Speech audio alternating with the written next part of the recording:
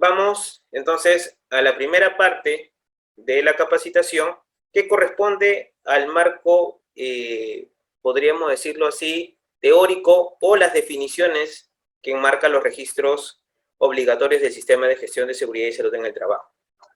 Bien, vamos a iniciar con el concepto de archivo activo.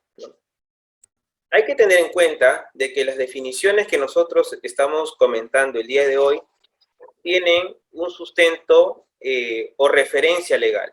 Si ustedes de repente quieren saber de dónde se obtiene la información de las definiciones, pueden ustedes referenciarlo en el Decreto Supremo, ¿no? 005-2012-TR. ¿Ya? Voy acá a anotarlo de igual manera, si en caso alguno quiere tenerlo en consideración. Decreto Supremo 005-2012-TR. ¿Está bien? Para las personas que de repente quieren no solamente conocer estos términos o definiciones, sino todo lo que enmarca la seguridad y salud en el trabajo para todo tipo de sector económico, ¿no? Tengan en cuenta, y nuevamente repito, que en anteriores oportunidades o en diversas capacitaciones que se ha brindado, siempre se hace alusión de que, muy aparte de la normativa de la Ley 29783 y su reglamento, que es el Decreto Supremo 005-2012, recuerden de que cada organización tiene que tener claro a qué tipo de sector económico pertenece, ya que en algunos de los casos cuentan con normativas sectoriales. Por ejemplo, como es el caso del sector construcción, sector minería, ¿no? Industrial, pesca, hidrocarburos, entre otros, las cuales ya cuentan con reglamentos de seguridad y salud en el trabajo específicos a su actividad económica, muy aparte del cumplimiento legal que se tiene que hacer referencia a la normativa de la Ley 29783. ¿Bien? Entonces, volviendo. Entonces, vamos a mencionar qué es un archivo activo. Bien, si bien es cierto ustedes en algún momento de la gestión que realizan en lo que respecta a seguridad y salud en el trabajo, vamos a tener, pues, diversos documentos o información que de alguna u otra manera lo manejamos bajo almacenamiento virtual o físico. ¿Está bien? Aparte de ello, estos documentos se almacenan en determinados periodos o quizás pueden hasta superar los años de almacenamiento para que obviamente genere una cierta trazabilidad en nuestra gestión. Entonces, estos documentos que pueden estar en medios físicos o electrónicos, cuando hablamos medio físico hablamos del papel, del registro que hemos llegado a imprimir o tener pues un formato ya preestablecido, ¿no? Y cuando hablamos del documento electrónico hablamos del formato que puede ser en PDF, en Excel, en Word, ¿no? Y otro tipo de plantilla electrónica, donde ustedes hacen referencia a un documento, ¿no? Ahora, estos documentos físicos o electrónicos, ¿no? Prácticamente pueden encontrarse de forma directa y accesible, y es lo que se va a utilizar principalmente de manera rápida. ¿Está bien? Entonces, los archivos activos, su mismo nombre lo dice, ¿no? Es un documento activo, es decir, que lo vamos a utilizar con mucha frecuencia y que lo requerimos de manera inmediata, ¿no? Por lo tanto, ¿no? Hace referencia a la documentación que, de alguna u otra manera, en lo que refiere a seguridad y salud en el trabajo, es requerible para poder hacer la verificación y el seguimiento de las medidas que obviamente vamos implementando. Hablamos de, por ejemplo, registros de capacitación o documentos de capacitación. Hablamos de los procesos de monitoreo, auditorías, ¿no? Investigación de accidentes, entre otros, ¿sí? Entonces, estos documentos que se encuentran de forma directa y accesible son los que corresponden entonces a los archivos activos. Ahora, hay documentos que de alguna u otra manera no se encuentran en forma directa y tampoco de manera accesible. Entonces, ¿por qué? Porque quizás estos documentos ya con el pasar del tiempo o quizás por la gestión o el uso del mismo, no necesariamente deberíamos tenerlo a la mano, ¿no? Y estos documentos son categorizados como archivos pasivos, que también pueden estar en medios físicos o en medios electrónicos, ¿sí? Vamos a poner un ejemplo. Tengo una investigación de accidentes del año 2005, por ejemplo. Tengo una investigación de una enfermedad ocupacional quizás del año 2017, ¿no? Y que de alguna u otra manera estos documentos, si bien es cierto, se están archivando porque ya la normativa establece un periodo, pero de alguna u otra manera no es necesario contar con ese documento de manera directa y accesible o quizás inmediata, ¿no? Porque ya corresponde a un periodo anterior que ya de alguna u otra manera ha sido cerrado, ¿no? Entonces, ¿por qué hacer esta diferenciación de archivo activo o pasivo? Porque cuando se trata de procesos de fiscalización o inspección, nos van a solicitar siempre la información que corresponde a archivos activos, que de alguna u otra manera, para poder alinear en tiempo, correspondería a los 12 últimos meses de la gestión, ¿no? Que de alguna u otra manera ustedes comienzan a desarrollar, ¿no? En base a la documentación del sistema de gestión, ¿no? Es decir, nos encontramos, por ejemplo, en el mes de septiembre, ya bueno, a fines, entonces tendría que tener la información correspondiente a los 12 últimos meses a la mano. Y eso correspondería a los archivos activos, dejando los demás documentos como archivo pasivo. Ahora, el hecho de que los documentos se encuentren en archivo pasivo no significa que los documentos tienen que ser eliminados de manera inmediata, ¿sí? Ya para eso vamos a hablar luego del tiempo mínimo requerido que se va a establecer para cada tipo de documentación, en la cual podemos mantener la vigencia, ¿no?, del mismo para su posterior eliminación, ¿sí?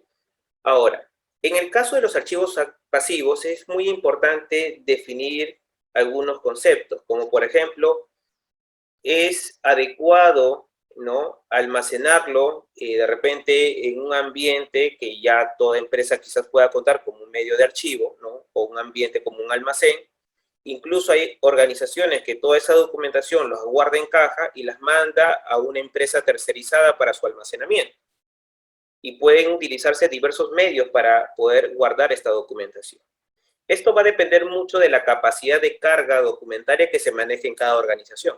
Y obviamente va a ir de la mano con la manera de cómo se está gestionando la parte de registros y documentos y sobre todo pues la cantidad de eventos o actividades que desarrolla cada organización. Obviamente si tenemos mayor número de personas, mayor número de actividades o proyectos, obviamente la documentación va a ser más abundante, ¿no? Entonces todo eso en lo que respecta al almacenamiento o archivo, ¿no?, es totalmente válido. Lo que sí ustedes tienen que garantizar es que esa información, de alguna u otra manera, ante una solicitud por parte de los entes fiscalizadores, para eso le van a dar un tiempo prudencial para poder presentarlo, tendrán que solicitar, en este caso, al encargado que hace el archivo de esos documentos, a pasar nuevamente a una información como archivo activo para la entrega respectiva a los inspectores o fiscalizadores que lo soliciten, ¿no?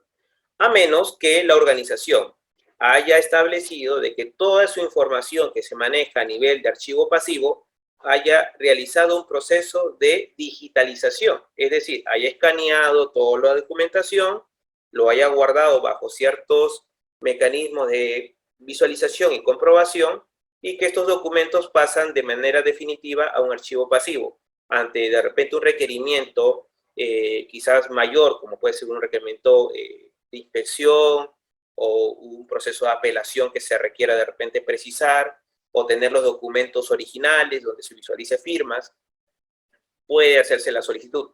Pero para eso también se tendrá el sustento de la digitalización de esos documentos antes de ser guardados, ¿no? Entonces ya es de acuerdo al manejo que pueda manejar cada organización en base a su documentación.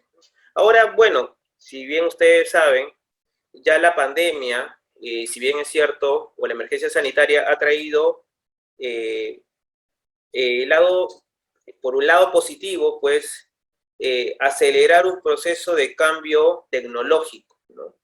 E involucrar, pues, ciertas medidas de control y ciertas acciones que va a permitir, pues, que la persona o el trabajador comience o requiera ya del uso de la tecnología con mayor frecuencia, ¿no? Y es por eso que ya casi toda la documentación que se maneja prácticamente lo vamos a encontrar en medios electrónicos o digitales, ¿no? Entonces esa es la facilidad, e incluso en la actualidad ya muchas organizaciones cuentan con sistemas o programas para el manejo del sistema de gestión, más aún con los documentos, ¿no? Es más, ya nadie a veces va a hacer una inspección o el llenado de un registro con una hoja, con un lapicero, ¿no? Ahora prácticamente utilizan tablets o utilizan otros medios como los celulares, donde hacen el registro de manera rápida a través de el uso de estos medios, y el registro se guarda pues en la nube o en este caso un medio de almacenamiento virtual, ¿no? Entonces ya es cuestión de cómo cada organización puede hacer el tratamiento de los documentos para el archivo activo y pasivo, ¿sí? Otra definición que es importante tener en cuenta es el sistema de gestión de seguridad y salud en el trabajo. Recuerden que un sistema de gestión siempre relaciona a un conjunto de elementos, ¿no? Ahora, ¿cuál es la diferencia entre un sistema y de repente una serie de documentos que forman parte de un determinado proceso, ¿no? La diferencia radica es que estos mismos elementos se van a encontrar interrelacionados, es decir, van a interactuar entre los mismos con el fin de alcanzar ciertos objetivos en común, ¿no? Recuerden que un sistema de gestión y seguridad y salud en el trabajo, el objetivo, ¿no?, que se desea alcanzar es, obviamente, buscar la prevención de los posibles riesgos laborales, ¿no?, que se puedan presentar en la organización. Hablamos de enfermedades ocupacionales o accidentes de trabajo. Y sobre todo crear una cultura de seguridad y prevención, ¿no?, tanto en seguridad y salud, para beneficio de los trabajadores y también se sobreentiende de la organización, ¿no? Ya que estos van a estar alineados, ¿no? Y de alguna u otra manera, en su conjunto, a nivel de país, van a tratar de cumplir también los objetivos de lo que se desea, pues, a nivel del sistema de gestión nacional en nuestro país, ¿no? Que sobre todo lo que busca es crear, pues, una cultura de prevención a nivel de todas las organizaciones. Este sistema de gestión de seguridad y salud en el trabajo, ¿no?, uno de sus elementos involucra a la parte de los registros o la parte documental. Y no solamente está en crear o contar con los mismos, sino también radica en llevar un control de los mismos y aparte de ello también ver la trazabilidad y sobre todo la vigencia de estos formatos. De repente ustedes se habrán dado con ciertas situaciones en donde acuden a ciertas áreas de trabajo y observan a veces documentos que se encuentran obsoletos, ¿no? Formatos o registros que tranquilamente han sido modificados con el pasar del tiempo, pero las áreas todavía siguen utilizando los formatos o registros que van de hace 4 o 5 años, cosa que esto puede generar en un proceso de auditoría una no conformidad, más aún cuando se trata de evidenciar pues que este mecanismo de control no se ha cumplido en la mayoría de los procesos, ¿no? Entonces, es importante cumplir con todas las disposiciones que establece la normativa y más aún si es que la organización cuenta con certificaciones internacionales. ¿Está bien? Ahora, ya conociendo un poco el tema de las definiciones, vamos ahora a comentar en lo que respecta al marco normativo, ¿sí? Vamos acá un momento a borrar esta descripción y vamos a pasar al marco normativo, ¿sí? Creo que no vamos, a ver, disculpen. Ya. Ahora sí.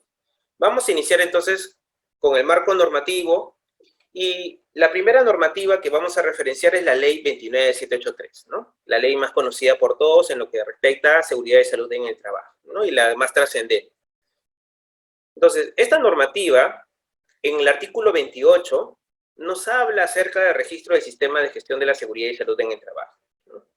Entonces, ¿qué nos dice el artículo 28? Nos menciona, pues, que la organización, a través del empleador, ¿no?, implementa los registros y documentación del sistema de gestión de la seguridad y salud en el trabajo.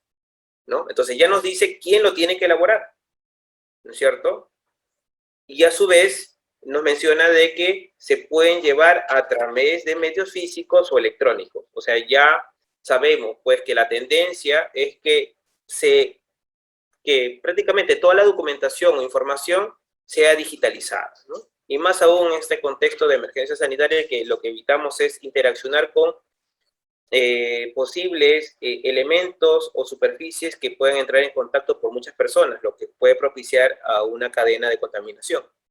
Entonces, con mucha mayor razón, estamos tratando de mejorar estos procesos, ¿no? Y obviamente quizás más adelante puedan salir ciertas opciones tecnológicas o normativas que permitan mejorar estos sistemas o se alineen a los medios tecnológicos, ¿no? Que al final, de alguna u otra manera, por más que esta norma es antigua, ¿no? Ya da esta posibilidad a las diversas organizaciones, ¿no?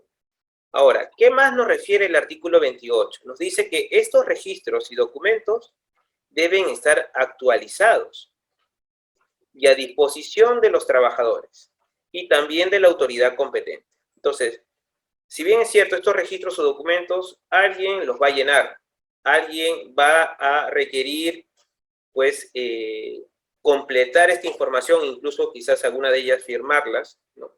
Y por lo tanto tienen que estar actualizadas. Actualizadas significa de que de alguna u otra manera estos documentos pueden cambiar en su contenido, en la forma del mismo, y que para ello, pues, en el control documentario se tendrán que manejar las versiones vigentes y obsoletas que tienen que ser de carácter informativo para todas las personas que puedan interaccionar con dicho documento. Asimismo, tienen que darse las facilidades también, ¿no?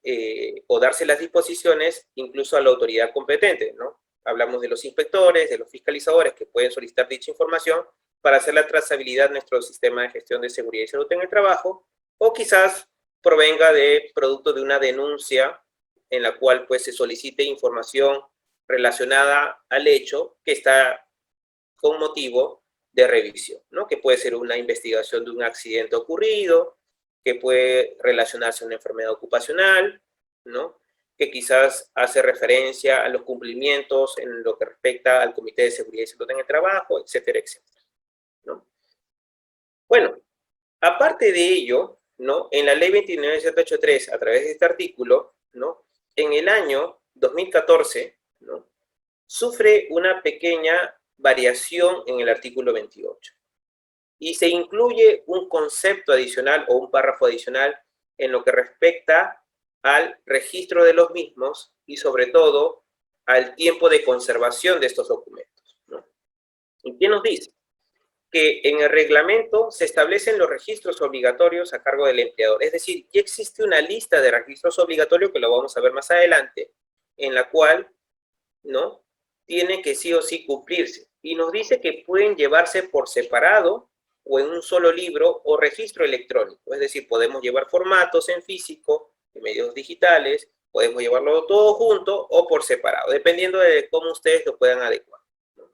Ahora, también nos comentan que las micro y pequeñas y medianas empresas, en este caso las pymes, ¿no? Y las entidades o empresas que no realizan actividades de alto riesgo, cuentan con registros simplificados, ¿no? Ahora, eso lo vamos a ver en su oportunidad también cuando tratemos de los registros mínimos requeridos para este tipo de tamaños de organizaciones, a través de la resolución 085-2003, ¿no? Eso lo vamos a comentar con mayor detalle en las siguientes diapositivas para que se pueda extender esta información, ya que quizás algunos de ustedes pueda permanecer a este tipo de organizaciones, y es muy importante aclararles. Claro que se deja entendido de que esta información simplificada no limita que las organizaciones puedan adaptarse a los requerimientos máximos que aplican para las organizaciones no MIPYME, ¿no?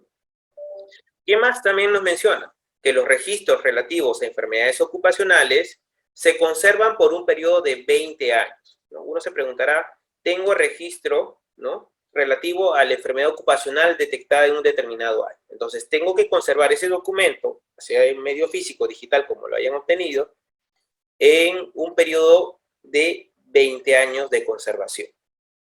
Y esto, como los mencionábamos, no estaba descrito en la ley 29.783 en el año 2012, sino que posteriormente hubo una modificatoria, ¿no? En la ley, con la ley 30222 y hace, ¿no? esta inclusión en la normativa actual.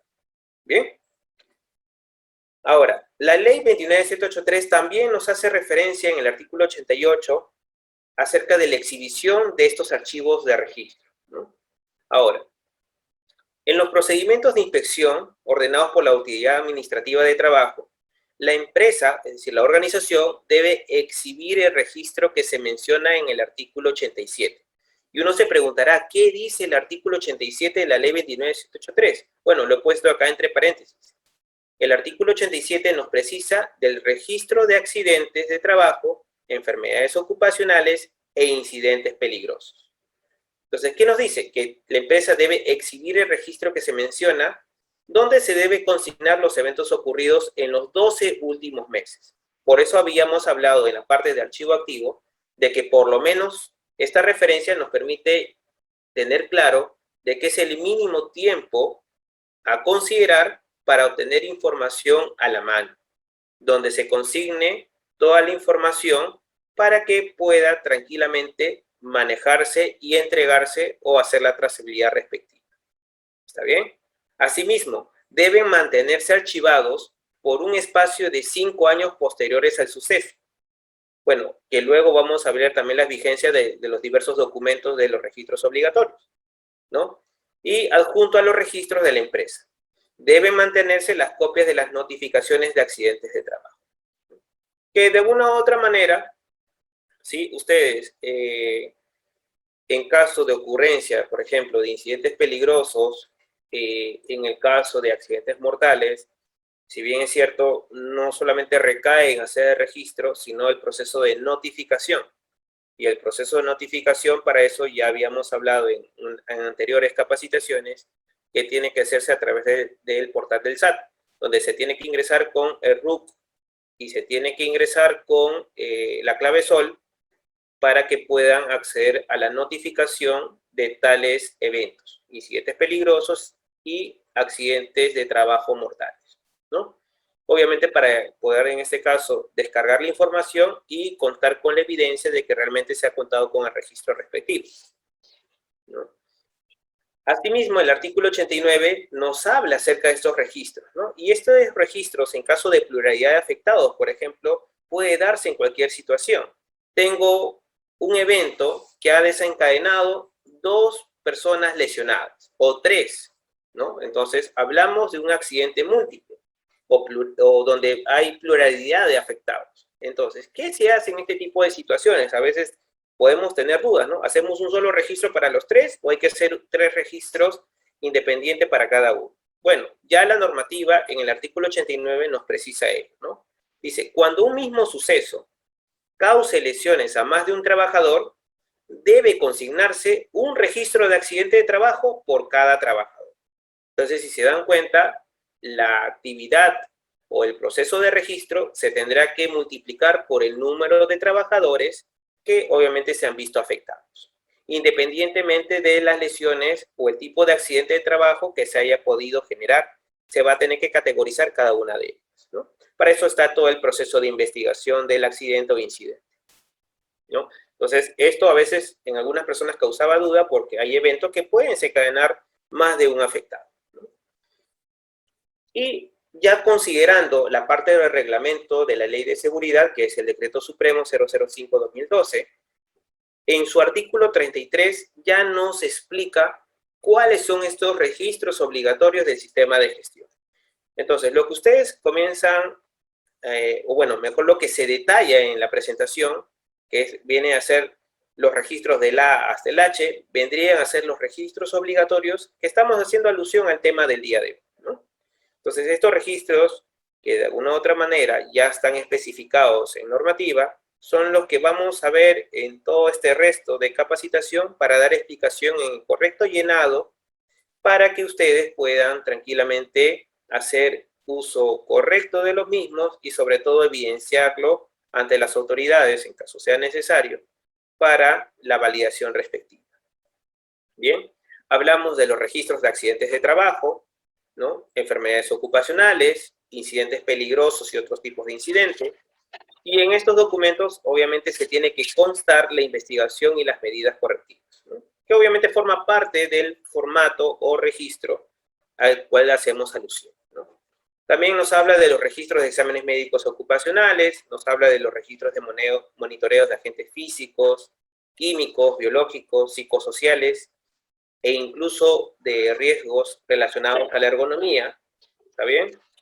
Hablamos de registros de inspecciones internas de seguridad y salud en el trabajo, hablamos de los registros de estadísticas de seguridad y salud, hablamos de registros de equipos de seguridad y emergencia, que comúnmente lo conocemos por los registros de equipos de protección personal, ¿no? Que finalmente entregamos al personal. Bueno, ese es el registro que hace referencia, aunque no solamente contempla este tipo de materiales. Y también tenemos los registros de inducción, capacitación, entrenamiento y simulacros de emergencia, y por último, los registros de auditoría. Ahora, estos registros, de alguna u otra manera, ¿sí? Que se refieren en el párrafo mencionado, ¿no? Tienen que contar con la mínima información establecida por el marco normativo.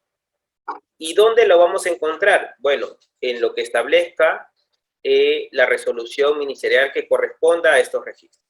Si bien es cierto, esta normativa cuando sale o se publica, ¿no? Todavía no había sido emitida la resolución ministerial. Por eso que en esta parte menciona lo siguiente, ¿no? Los registros a que se refiere el párrafo anterior deben contener la información mínima establecida en los formatos que aprueba el Ministerio de Trabajo y Promoción del Empleo mediante resolución ministerial.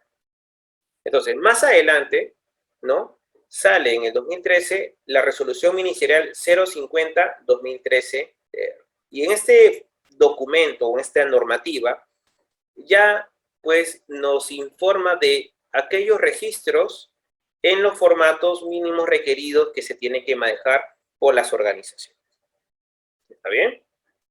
Ahora, para adelantarnos un poco, también esta normativa, cuando aplica para empresas MIPE, ¿no? Entonces también sale una normativa a través de una resolución ministerial que también da exigencia a los registros obligatorios que aplicaría para cada tipo de organización, que eso también lo vamos a ver con mayor detalle en las siguientes diapositivas, ¿no? Pero para que ustedes tengan una referencia, ¿no? Entonces ya tenemos los registros obligatorios o ya sabemos cuáles son y luego vamos a ver cuáles aplican para cada tipo de organización.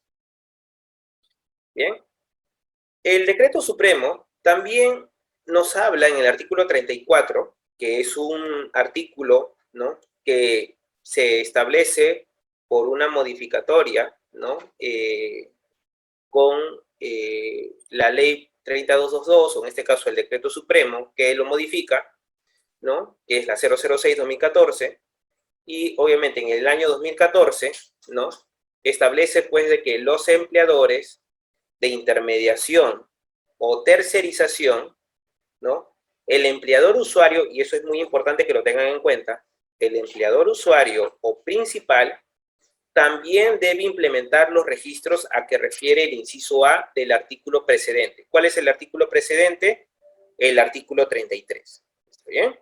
Entonces, nuevamente repetimos, en el caso de los empleadores de intermediación o tercerización, el empleador usuario o principal también debe implementar los registros al que refiere el inciso A. ¿Y cuál es el inciso A? Los registros de accidentes, enfermedades ocupacionales e incidentes peligrosos y otros incidentes.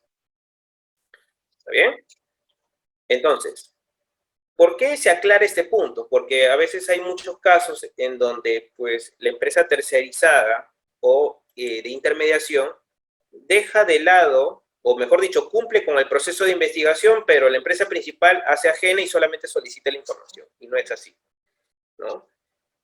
La empresa principal o el usuario también tiene la obligación de implementar estos registros relacionados al inciso A, ¿no?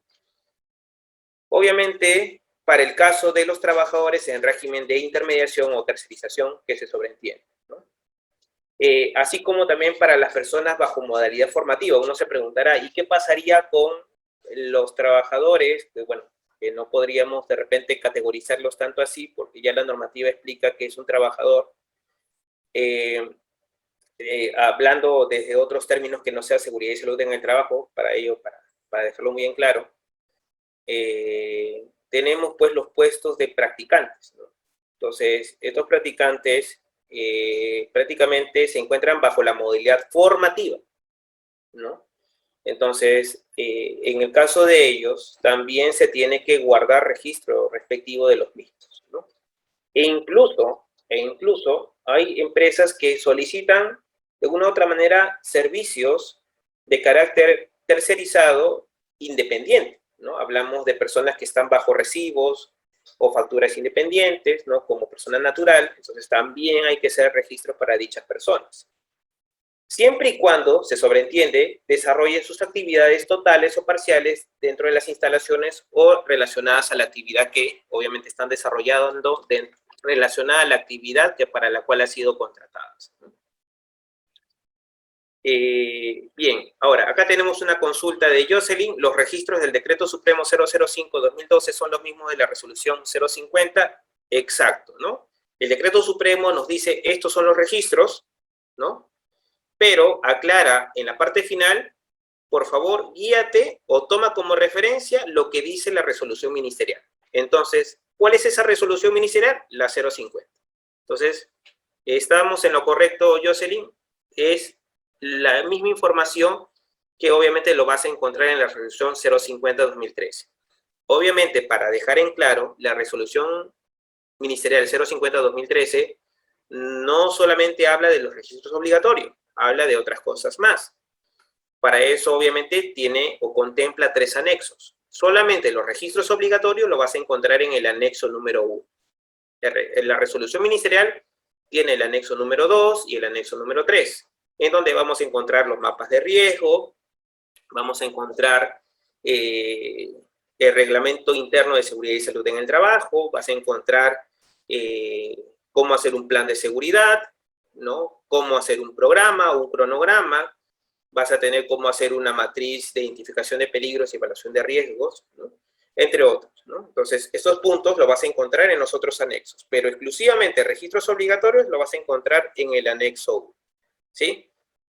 Igual, si ha quedado claro de repente la consulta, por favor me comentan, si no, pueden hacer todas las preguntas necesarias para poder aclarar este punto.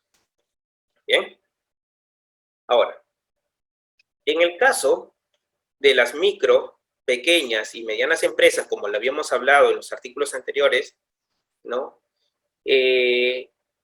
Nace, o en este caso se publica, ¿no? La resolución ministerial 085-2013-TR, porque uno se preguntará, yo soy una empresa de 10 personas, de 12 personas, 20 personas, estoy categorizado como MIPE, de acuerdo a la estructura, obviamente, de ingresos, al número de trabajadores, etcétera, etcétera.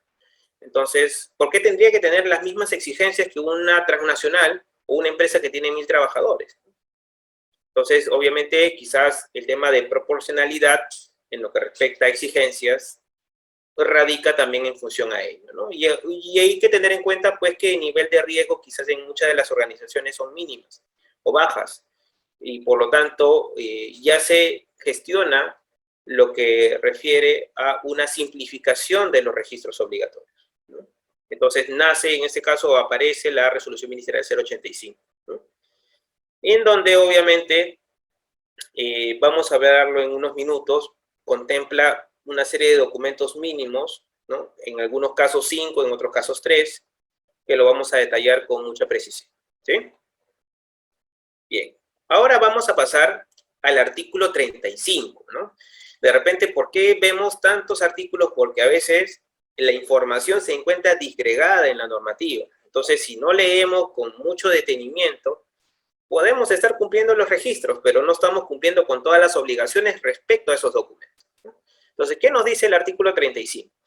Nos indica que los registros de enfermedades ocupacionales, que ya habíamos hablado hace unos minutos, deben conservarse por un periodo de 20 años. Y eso lo teníamos claro, ¿no? Ya habíamos comentado de ello.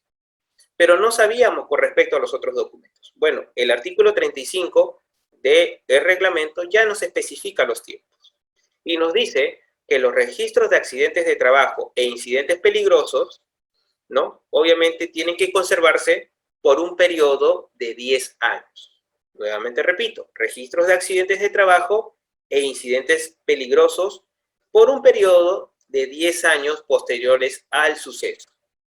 ¿Está bien? Ahora, con respecto a los demás documentos, ¿qué nos dice, o registros, mejor dicho? ¿Qué nos dice con respecto a los demás registros? Que deben conservarse por un periodo de 5 años posteriores al suceso. Entonces ya tenemos un proceso o un periodo de conservación de registros del sistema de gestión de seguridad y salud en el trabajo. Entonces, tengo un accidente de trabajo, sé que tengo que conservarlo por 10 años posterior al suceso, tengo una enfermedad, 20 años posterior al suceso, tengo, por ejemplo, el registro de una auditoría, tengo que conservarlo por un periodo de 5 años. Entonces, es la información que ya la normativa nos establece en procesos de conservación, ¿no? Luego de ello, ya puede darse de baja. Ya no da más aclaración en lo que respecta a ese punto la normativa. Muchas organizaciones, ¿qué hacen? Bueno, antes de darles de baja, generalmente hacen un proceso básico de digitalización para conservarlos en algún momento sea requerido, aunque ya para un proceso de fiscalización quizás ya no sea solicitado, ¿no? Pero es importante quizás guardar la información, porque recuerden que la información no solamente es para presentar a los entes de fiscalización e inspección, sino que nos sirve como mecanismo de estadística para poder establecer, ¿no?, los criterios que tengo que mejorar, y nos sirve como información básica para establecer, pues, los programas o planes de los próximos años, con la intención de mejorar, o quizás establecer nuevas metas, nuevos objetivos, ¿no? E incluso, ¿no?, enfocar, pues, de alguna u otra manera, los recursos que se requieren asignar para, ¿no?, la implementación correcta de nuestro sistema de gestión. Bien, entonces, para la exhibición que hace referencia el artículo 88, que ya lo habíamos comentado de la normativa, ¿no?, nos habla de que debemos, ¿no?, tener en cuenta que el archivo activo, donde obviamente vamos a manejar como información, corresponde, ¿no?, a los eventos de los últimos 12 meses. Eso ya lo habíamos aclarado en los puntos anteriores. Entonces, archivo activo figuran los eventos de los últimos 12 meses de ocurrido el suceso, ¿no? Luego de lo cual pasa a un archivo pasivo. Entonces, ya habíamos indicado que el archivo pasivo pasa bajo un proceso de conservación, almacenamiento, y correspondería a todos los eventos pasados los 12 meses. ¿Está bien? Eso más que todo para que ustedes sepan de que a veces no es necesario contar con toda la información en nuestras oficinas o ambientes donde nosotros desarrollamos nuestra actividad, o en las carpetas digitales donde se guarda, y que puede pasar a un proceso de archivo un poco de repente a través de una nube. Ya es cuestión de cómo se maneja en cada organización, ¿sí? Nuevamente se recalca en la normativa que estos archivos pueden ser llevados en medios físicos o digitales. Si la inspección de trabajo, y eso es muy importante tenerlo en cuenta, si la inspección de trabajo requiere información de periodos anteriores a los 12 últimos meses, ¿no?, que obviamente refiere la normativa, esta inspección o esta entidad fiscalizadora o de inspección tiene que otorgarles a la organización el plazo razonable para que la organización o el empleador pueda presentar dicha información, que obviamente lo va a establecer a través de un proceso de comparecencia, donde va a extender o va a presentar toda la información requerida por la entidad fiscalizadora o de inspección. ¿Está bien? Entonces, eso por favor para que lo puedan tener en cuenta. Ahora, si uno se preguntará, ¿qué pasaría si el inspector de trabajo me pide una información que ha ocurrido hace 4 meses? Obviamente, lo más probable es que no te dé el plazo razonable, ya que obviamente conforma parte del archivo activo que tú tienes que tener dispuesto. Por eso es importante de que todos los procesos documentarios se encuentren actualizados y se encuentren bajo registro conforme va pasando el tiempo, ¿no? No hay que dejarlo, pues, a esperar a los últimos meses, pasando, pues, un mes tras otro, porque la fiscalización puede ser en cualquier momento. Entonces hay que tener mucho cuidado. ¿Está bien? Entonces, ahora vamos a hablar sobre el artículo 36 y el artículo 42. ¿Qué nos dice el artículo 36? A ver, el artículo 36 nos dice que los trabajadores y los representantes de las organizaciones sindicales, ojo, los trabajadores y los representantes de las organizaciones sindicales tienen el derecho, ojo, tienen el derecho de consultar los registros del sistema de gestión de la seguridad y salud en el trabajo. Pero acá hay una excepción. La información relativa a la salud de un trabajador o de varios trabajadores solamente será accesible con autorización escrita. Es decir, esto ya enmarca a un proceso de solicitud de información confidencial o relativa a la salud del trabajador que no puede ser tranquilamente pues derivada o quizás consultada de manera inmediata. Ya hay un proceso o un procedimiento que establece cada organización de cómo solicitar dicha información. Y para eso tendrán que tener pues el sustento legal respectivo. Pero los demás registros que no tengan alusivo la parte de salud del trabajador pueden ser mecanismos de consulta a través de los trabajadores y representantes de las organizaciones sindicales. Entonces, más aún también por parte de los representantes, en este caso, de la parte trabajadora o empleadora, que conforma el Comité de Seguridad y Salud en el Trabajo, ¿no? Como, ya que obviamente ellos forman parte también del grupo de trabajadores, o quizás también formen parte de las organizaciones sindicales. El artículo 42 que nos dice que son funciones del comité, aquí ya amarra entonces al Comité de Seguridad y Salud en el Trabajo, o el supervisor de seguridad y salud en el trabajo, dependiendo del número de personas que conforman la organización.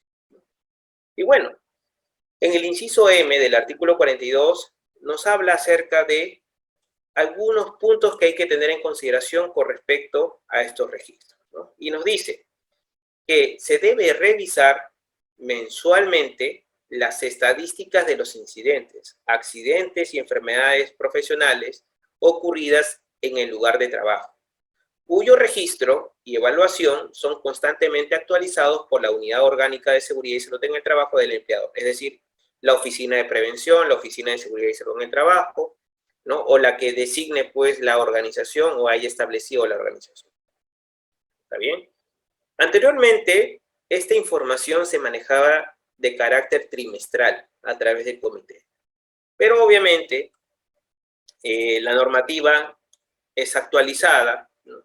Y obviamente esta información ya no se revisa pues ya cada 3 meses, sino todos los meses, porque se sabe que es una información trascendental que obviamente permite de alguna u otra manera mejorar el sistema de gestión y no vamos a esperar 3 meses para tomar una decisión. Entonces, todos los meses en las reuniones ordinarias se tomará en consideración ello, o a menos que ocurra un evento de repente magnitud en la cual se tenga que convocar una reunión extraordinaria por parte del comité donde se tenga que ver este tipo de evento, ¿no? Pero ya sabemos que los registros que nosotros mantenemos en lo que respecta, por ejemplo, a estadísticas, incidentes, accidentes y enfermedades profesionales, es necesario tenerlos a la mano. Entonces ya relaciona estos registros obligatorios, ¿no?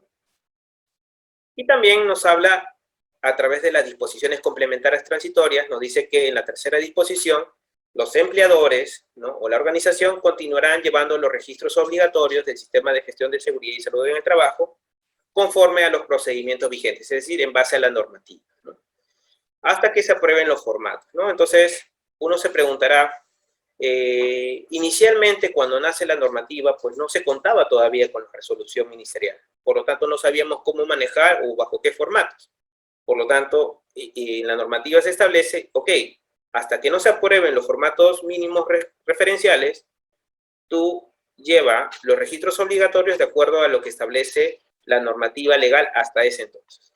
Bueno, que a la fecha ya no es trascendental porque ya contamos con esos formatos mínimos requeridos, ¿no? Bien.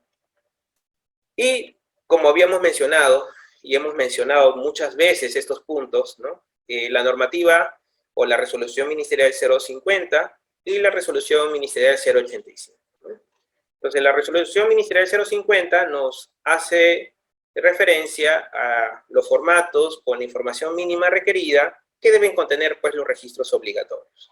¿Y cuáles son estos registros obligatorios? Lo que establecía el decreto supremo o reglamento de la ley, ¿no? Esa lista de la A a la letra H, donde nos hace referencia a los registros obligatorios. En el caso de las empresas MIPE, se establece una resolución ministerial bajo un sistema simplificado de registro, ¿no? Y nos establece 3 anexos. El primer anexo nos habla del sistema de simplificado de registro, donde se abarca una guía de conceptos básicos. Es como una información que sirve a las organizaciones para poder implementar esta información, ¿no? Donde nos dejan claros, pues, cuáles son los conceptos o términos referenciales, o también, ¿no?, el cómo llevar estos registros o cómo hacer los procesos quizás de investigación. En el anexo 2 nos hace referencia al sistema simplificado que aplica para las microempresas. Y en el anexo 3 nos habla del mismo sistema simplificado, pero que aplicaría para las pequeñas empresas. Entonces uno se preguntará, bueno, entonces, ¿qué es lo que aplica para microempresas y qué aplica para pequeñas empresas? Bueno, eso lo vamos a ver en la siguiente diapositiva, ¿no?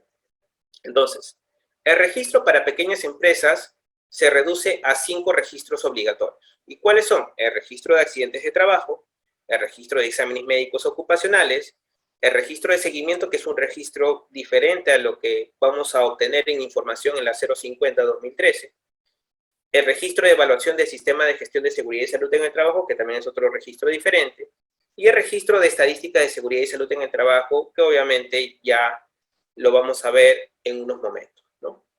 Y en el caso de las empresas o microempresas, ¿no?, el registro se reduce a 3, ¿no? Y este número, obviamente, abarca los registros de accidentes de trabajo, que obviamente eso siempre se va a mantener independientemente del tamaño de la organización, el registro de exámenes médicos ocupacionales, que también es independiente de la organización, si se están dando cuenta, y el registro de inspecciones internas de seguridad y salud en el trabajo, para poder generar trazabilidad, pues, de las condiciones o actos inseguros que se puedan presentar en cada organización durante el desarrollo de sus funciones, ¿no? Entonces, en pequeñas empresas, 5 registros, en microempresas, 3 registros, ¿no? Entonces, esto es lo que marca, entonces, la normativa legal en lo que respecta a registros obligatorios del sistema de gestión.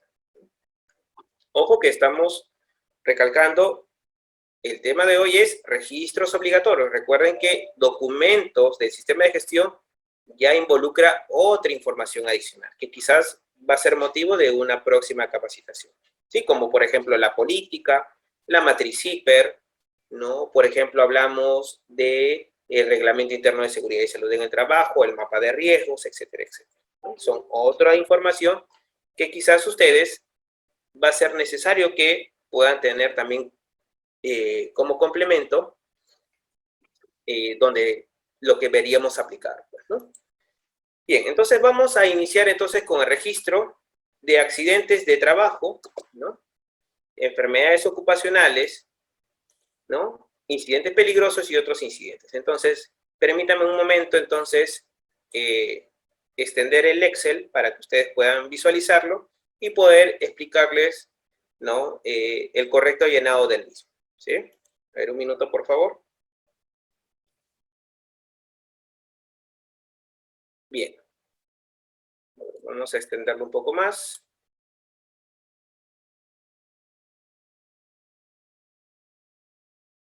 Por favor, me confirman si se logra visualizar el Excel, por favor. ¿Sí? Pueden escribirlo a través del chat para ver si se visualiza correctamente. ¿Sí? Muy bien. Excelente. Entonces, continuamos. Entonces, vamos a ver el primero de los registros, que corresponde al registro de accidentes de trabajo. Muchas gracias, Anaí. Muchas gracias, Brian. Entonces, continuamos entonces con los registros de accidentes de trabajo. Bien. A ver. En esta primera etapa, si ustedes pueden visualizar, prácticamente corresponde a los datos que involucra a la organización o compañía, ¿no? Razón social o denominación social, ¿no? El RUC, la dirección, ¿no?, a la cual hace alusivo, pues, la empresa. Vamos a ir completando de manera de ejemplo, ¿no?, Por ejemplo, vamos a colocar algo muy distintivo, por ejemplo, razón social o denominación social, vamos a colocar la empresa, por ejemplo, ABC, inversiones, por ejemplo, vamos a colocarlo algo así de rápido. El RUC, obviamente, el que corresponde, ¿no? ¿Está bien? Obviamente, ya si por ahí me comí un número, la disculpa es del caso. La dirección, ¿no? Es decir, por ejemplo, si es una avenida, es una calle, ¿no? Si es, por ejemplo, un jirón, ¿no? El número respectivo, ¿no? El distrito, por ejemplo, vamos a poner acá un ejemplo, San Isidro, por ejemplo, ¿no? Miraflores, Independencia, Comas, otros distritos, o quizás que puedan involucrar no solamente a Lima, sino en provincia. Para eso es importante establecer el departamento, por ejemplo, Lima, ¿no? O la provincia respectiva, ¿no? ¿Está bien? En algunos casos a veces ponen también el país, ¿no? Obviamente dependiendo de lo que corresponda, ¿no? El tipo de actividad económica, esta información ustedes tienen que tratar de guiarse a través del SIU, ¿no? Que obviamente ustedes lo pueden descargar rápidamente a través de la información contenida en la consulta RUC de cada organización, ¿no? Ustedes hacen consulta RUC a través de la SUNAT, descargan pues su información y ahí figura el tipo de actividad económica, que en muchas organizaciones a veces tienen más de un tipo de actividad económica. Bueno, podrían colocar todas o la que de alguna u otra manera están aplicando a dicha actividad que relaciona al registro respectivo, ¿no? Por ejemplo, vamos a colocar acá, por ejemplo, hablamos de comercialización, ¿no? O de repente es actividades productivas, ¿no? Productivas, manufactureras o actividades manufactureras. Ya acá ya queda criterio, ¿no? Del tipo de actividad económica a la cual ustedes aplican, ¿no? El número de trabajadores en el centro laboral es lo que ustedes han declarado, pues, en planilla, que es en función a la información que maneja quizás la oficina de personal, la oficina de recursos humanos, ¿no? Y por lo tanto tiene que ser un dato veraz, ¿no? Por ejemplo, vamos a colocar acá 125 personas, ¿no? Bien. Ahora, la información de estas 125 personas, hay, pues, puestos de trabajo, no, para no mencionar personas, puestos de trabajo en las cuales requieren de una afiliación al SCTR, ¿no? Entonces, uno se preguntará, ¿a quién tengo que afiliar al SCTR? Muy buena pregunta, quizás, ¿no?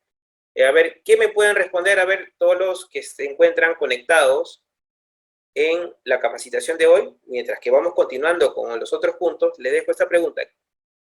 ¿Qué consideraciones tengo que tener en cuenta para poder afiliar a un trabajador al SCTR? ¿A todos? ¿Algunos? ¿No? ¿En qué casos sí? ¿En qué casos no? A ver, por favor, en el chat, por favor, coloquen cuál es el criterio que ustedes consideran de por qué deberíamos afiliar a un trabajador al SCTR. ¿Sí? Bien. Mientras tanto, vamos a seguir llenando la información, ¿ya? Igual yo lo voy a aplicar a la parte final.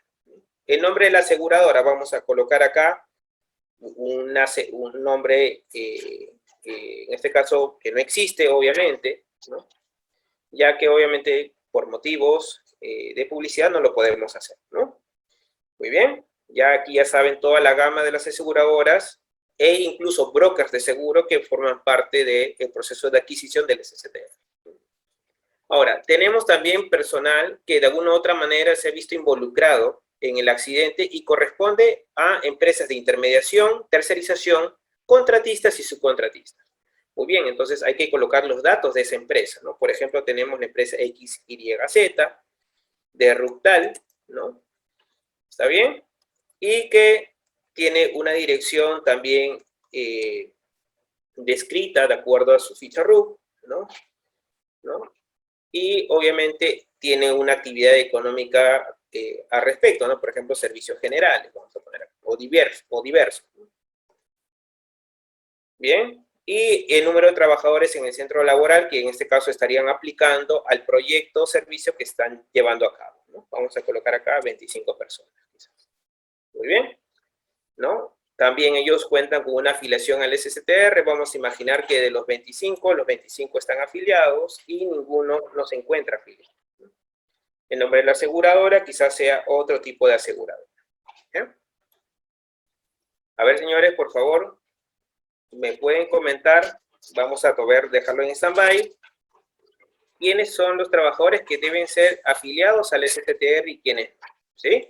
Por favor, en el grupo o en el chat, por favor, lo escriben para poder tener claro cuál es su percepción o qué piensan acerca de este punto. ¿Sí? Bien, vamos a la parte de los datos del trabajador. Los datos del trabajador obviamente corresponden a los apellidos y nombres, ¿no? Vamos a poner en el caso mío, ¿no? Lázaro, ¿no? Borjas, Carlos, ¿no? El número de DNI, por ejemplo, ¿no? Yo soy la persona afectada, vamos a poner los datos, ¿sí? Tenemos la edad, ¿no? Vamos a colocar mi edad. El área, yo de repente pertenezco al área de producción, ¿no? Puesto de trabajo, operario de producción, ¿no? Antigüedad en el empleo, bueno, yo llevo de repente ya 4 años en la organización, masculino, turno, no vamos a colocar el turno de mañana, tarde o noche, yo estoy en la mañana quizás, el tipo de contrato, yo estoy de repente bajo contrato indeterminado, es decir, ya tengo, ya no firmo contrato, prácticamente soy un trabajador fijo. Ya la empresa estableció que quizás a partir de los 3 años ya es considerado indeterminado. Hay compañías que lo establecen a partir de los 5 años, o incluso hay compañías que lo establecen desde que ingresas, un contrato indeterminado, o quizás es un contrato a plazo fijo, ¿no? Pero ya la normativa establece, pues, algunos criterios, ¿no? Que se basan principalmente al decreto legislativo 128, ¿no? Que es el régimen laboral, ¿no? Ya ustedes ahí contemplan la información que aplica en el caso de ustedes, ¿no? A ver, Carlos Valdivieso nos comenta de que todas las personas involucradas al trabajo, ok, muy bien. Sandy nos comenta a todos los que realizan trabajos de alto riesgo, muy bien. Deben asegurarse al SSTR todos los trabajadores que desarrollan actividades de riesgo. Muy bien, entonces, ya como tenemos algunos puntos, vamos a mencionar lo siguiente, entonces. Los trabajadores afiliados al SSTR involucra aquellas actividades que se consideran de alto riesgo. ¿Está bien? Uno se preguntará, ¿cuáles son las actividades que se consideran de alto riesgo? Bueno, está de más decirles, pues todas las actividades que pueden involucrar posibilidad de accidentes de magnitud que puedan incluso hasta generar accidentes mortales. Para eso obviamente ya existe una normativa que establece el SSTR de cuáles han sido las categorizaciones para poder contener a un personal bajo el formato del SSTR. Que incluso hay algunas empresas que por un tema de prevención pueden asegurar no solamente a las personas que hacen actividad de alto riesgo, sino que también hay que asegurar a las personas que interactúan en ambientes donde hay presencia de actividades de alto riesgo. Por ejemplo, yo soy un personal administrativo que de repente solamente hago actividades de supervisión, no estoy haciendo un proceso de soldadura, no estoy haciendo, por ejemplo, un trabajo en altura, no estoy haciendo un trabajo en un espacio confinado, pero estoy en el punto. Entonces, ¿debería estar afiliado al SSTR? Sí, porque estoy formando parte de ese área de trabajo que puede involucrarme en un riesgo, ¿no?, de alto riesgo. E incluso, a veces hay empresas que hacen actividades no necesariamente de alto riesgo, pero, por ejemplo, ingresan a una empresa minera, ingresan a una empresa industrial. Por ejemplo, hacen una actividad de inspección de extintores, hacen una actividad, por ejemplo, de una revisión o auditoría de su sistema de gestión, ¿no? Si bien es cierto, la actividad no es considerada como de alto riesgo, pero el ambiente donde se encuentra sí ocurre una exposición a niveles de alto riesgo. Entonces, en esos casos, se tiene que considerar la adopción del SSTR. Por eso que muchas compañías, cada vez que acuden a empresas industriales, textiles, manufactureras, de pesca, o quizás empresas de alto riesgo, ya obviamente previamente antes de su ingreso, se solicita el SSTR de salud y pensión. ¿Está bien? Entonces, por ese motivo, ¿no?, es necesario afiliar a dichos trabajadores, ¿no? Ahora, hay que tener en cuenta lo siguiente, ¿no? Por ejemplo, yo tengo un trabajador que, si bien es cierto, va a ingresar a una determinada compañía, no realiza una actividad de alto riesgo, Sin embargo, hay empresas que por su política establecen que todo trabajador, indistintamente de la actividad que desarrollen, se le exige el SCTR. Por lo tanto, si la empresa lo establece, la empresa, el proveedor, el contratista, lo tendrá que cumplir. Ya queda a criterio de cada organización. Pero como mínimo sí tendría que coberturar a todas las actividades que se involucran de alto riesgo o se encuentran en un ambiente de alto riesgo. ¿Está bien? Entonces, vamos a colocar aquí que de las 125 personas, ¿no? 100 personas se encuentran afiliadas y 25 no. ¿Está bien? Acá nos comentan, Raúl Tapia, deben asegurarse el SCTR a todos los trabajadores que desarrollan actividades de riesgo. Muy bien, el seguro de SCTR sirve para que te puedan asegurar siempre y cuando no estés en planilla o trabajo temporal. Bueno, recuerden que el SCTR es pues, un mecanismo de seguro, ¿no? Un seguro complementario de trabajo de riesgo, en la cual ante un accidente o enfermedad, ¿no? O invalidez o muerte, se recuerden que va a ser aplicable un determinado monto de cobertura, ya que de alguna u otra manera la organización que hace el pago de la misma hace un pago mensual, anual, trimestral, como esté evaluando su seguro, y obviamente tiene que aplicar pues todas las coberturas necesarias en caso ocurra un evento. Entonces es muy importante tener este proceso de seguro, porque ¿qué es lo que sucede? Yo soy una empresa principal, ustedes cada uno de ustedes forma parte de una empresa de servicios, me brinda servicios a la compañía en la cual yo me encuentro. Entonces yo solicito el SCTR, uno de ustedes no lo tiene, los dejo ingresar, el trabajador está haciendo una actividad de alto riesgo, se accidenta, entonces ¿quién tiene que asumir la responsabilidad de la cobertura del mismo? Obviamente, si la empresa de intermediación o de servicios no lo puede hacer de manera de carácter solidario, ¿no? La unidad principal o el usuario principal lo tendrá que asumir. ¿Está bien? Por eso es muy importante que las empresas que obviamente solicitan servicio, para evitar pues pago adicional no contemplado en sus actividades o presupuestos, por eso mismo exigen a todas las organizaciones contar con dicho documento. Entonces ya es de acuerdo al manejo, ¿no? Hay algunas empresas que varían en sus procesos, ¿no? Algunos les piden solamente a contratistas, a proveedores no, va a depender de la actividad que realicen, si es una visita, no es una visita, bueno, ya queda dentro del procedimiento que establezca cada organización. Pero para actividades de alto riesgo y ambientes de alto riesgo, tiene que ser necesario la aplicación del seguro complementario. ¿Está bien? Bueno, continuamos y tenemos el tiempo de experiencia en el puesto, ¿no? Que es muy diferente a la antigüedad en el empleo, ¿no? El tiempo de experiencia en el puesto quizás puede ser mayor, quizás puede ser,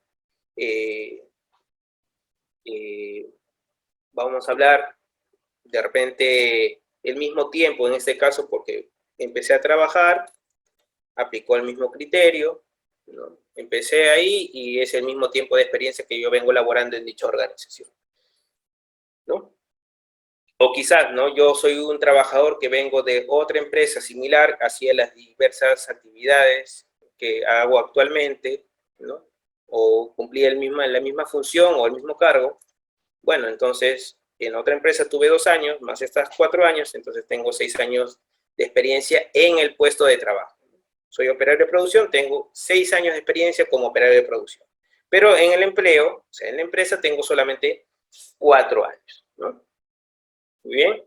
Número de horas trabajadas en la jornada laboral antes del accidente. Por ejemplo, si yo me accidenté a las 10 de la mañana, ingreso a las 8 de la mañana, entonces, ¿cuántas horas trabajadas en la jornada laboral? 2 horas, ¿no?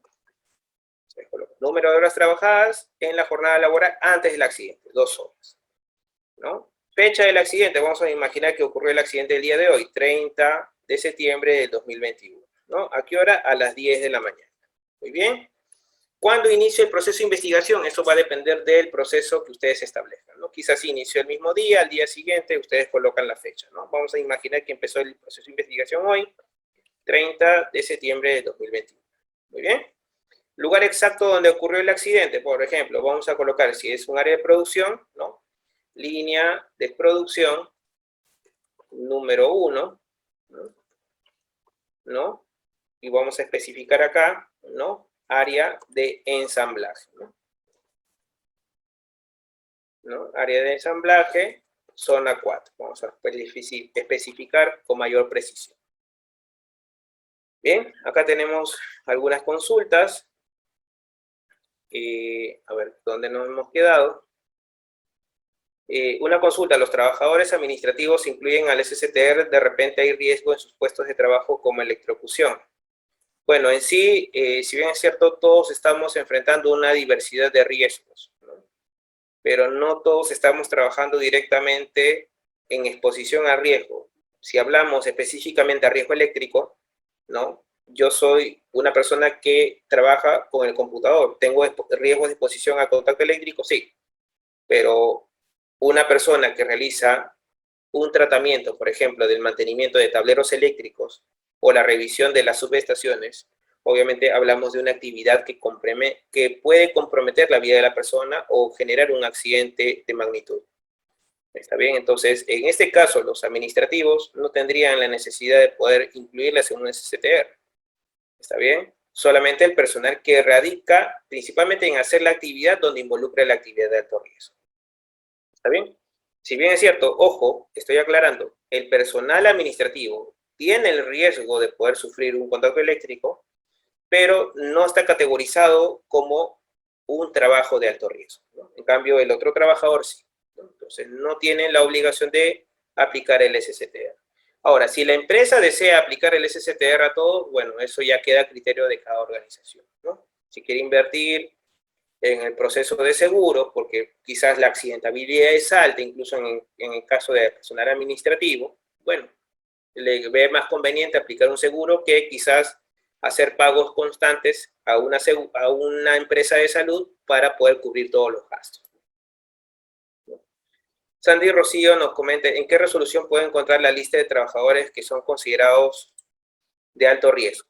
Ya, a ver, eso lo vamos a comentar en la parte final, ¿sí? En donde vamos a mencionar la normativa, porque eso es un tema muy importante que necesitamos aclarar algunos puntos, que lo vamos a hablar justo cuando hablemos de enfermedades ocupacionales, ¿sí? Entonces, vamos a pasar al siguiente punto, ¿sí? Que corresponde, a ver, ¿dónde nos quedamos? ¿No? A la parte de la gravedad del accidente. Entonces, ustedes obviamente tienen que tener en consideración que para yo definir y completar esta información tengo que saber qué tipo de accidente de trabajo ha relacionado al evento. Si es un accidente leve, si es un accidente incapacitante, si es un accidente mortal. Para eso, obviamente, ustedes tienen que tener como referencia las definiciones que marca la normativa, ¿no? Por ejemplo, si es un accidente en donde ha fallecido la persona, ya sabemos que es un accidente mortal, se ha generado descanso médico, ¿no? De, por ejemplo, 20 días, incapacidad, accidente incapacitante, si no ha generado descanso médico y tan solamente una evaluación médica con retorno máximo al día siguiente, entonces eso es un accidente leve, ¿no? Y dependiendo del tipo de accidente incapacitante, ustedes aplicarán si es total temporal, parcial permanente o total permanente, ¿no? Indicarán pues el número de días de descanso médico. Vamos a imaginar que se generaron 10 días de descanso médico, ¿no? Número de trabajadores afectados, en este caso vamos a imaginar que ocurrieron solamente a un trabajador, que así, en este caso he sido yo. Involucró de repente a 2 personas, muy bien, se coloca 2, pero el registro se hace independiente para mí y para la otra persona. ¿Bien? Describa la parte del cuerpo lesionado. Vamos a colocar acá brazo izquierdo. ¿Está bien? Brazo izquierdo, ¿no? Si quieren ustedes precisar más, pueden colocar ahí con mayor precisión. Incluso algunas organizaciones en esta sección ya modifican su formato, que eso está totalmente válido, ¿no? Mientras tengan la información mínima requerida, colocan incluso a veces la figura de una persona donde encierran en un círculo la zona afectada, ¿no? Que también es visualmente más rápido, ¿no? Bueno, en esta parte van a describir todos los accidentes de trabajo, ¿no? Para ello tendrán que colocar la declaración del afectado, ¿no? La declaración del testigo, o sea, se adjunta la información del registro. En caso de existan testigos, la declaración de los testigos, porque a veces ocurren eventos donde las personas se encuentran aisladas, ¿no?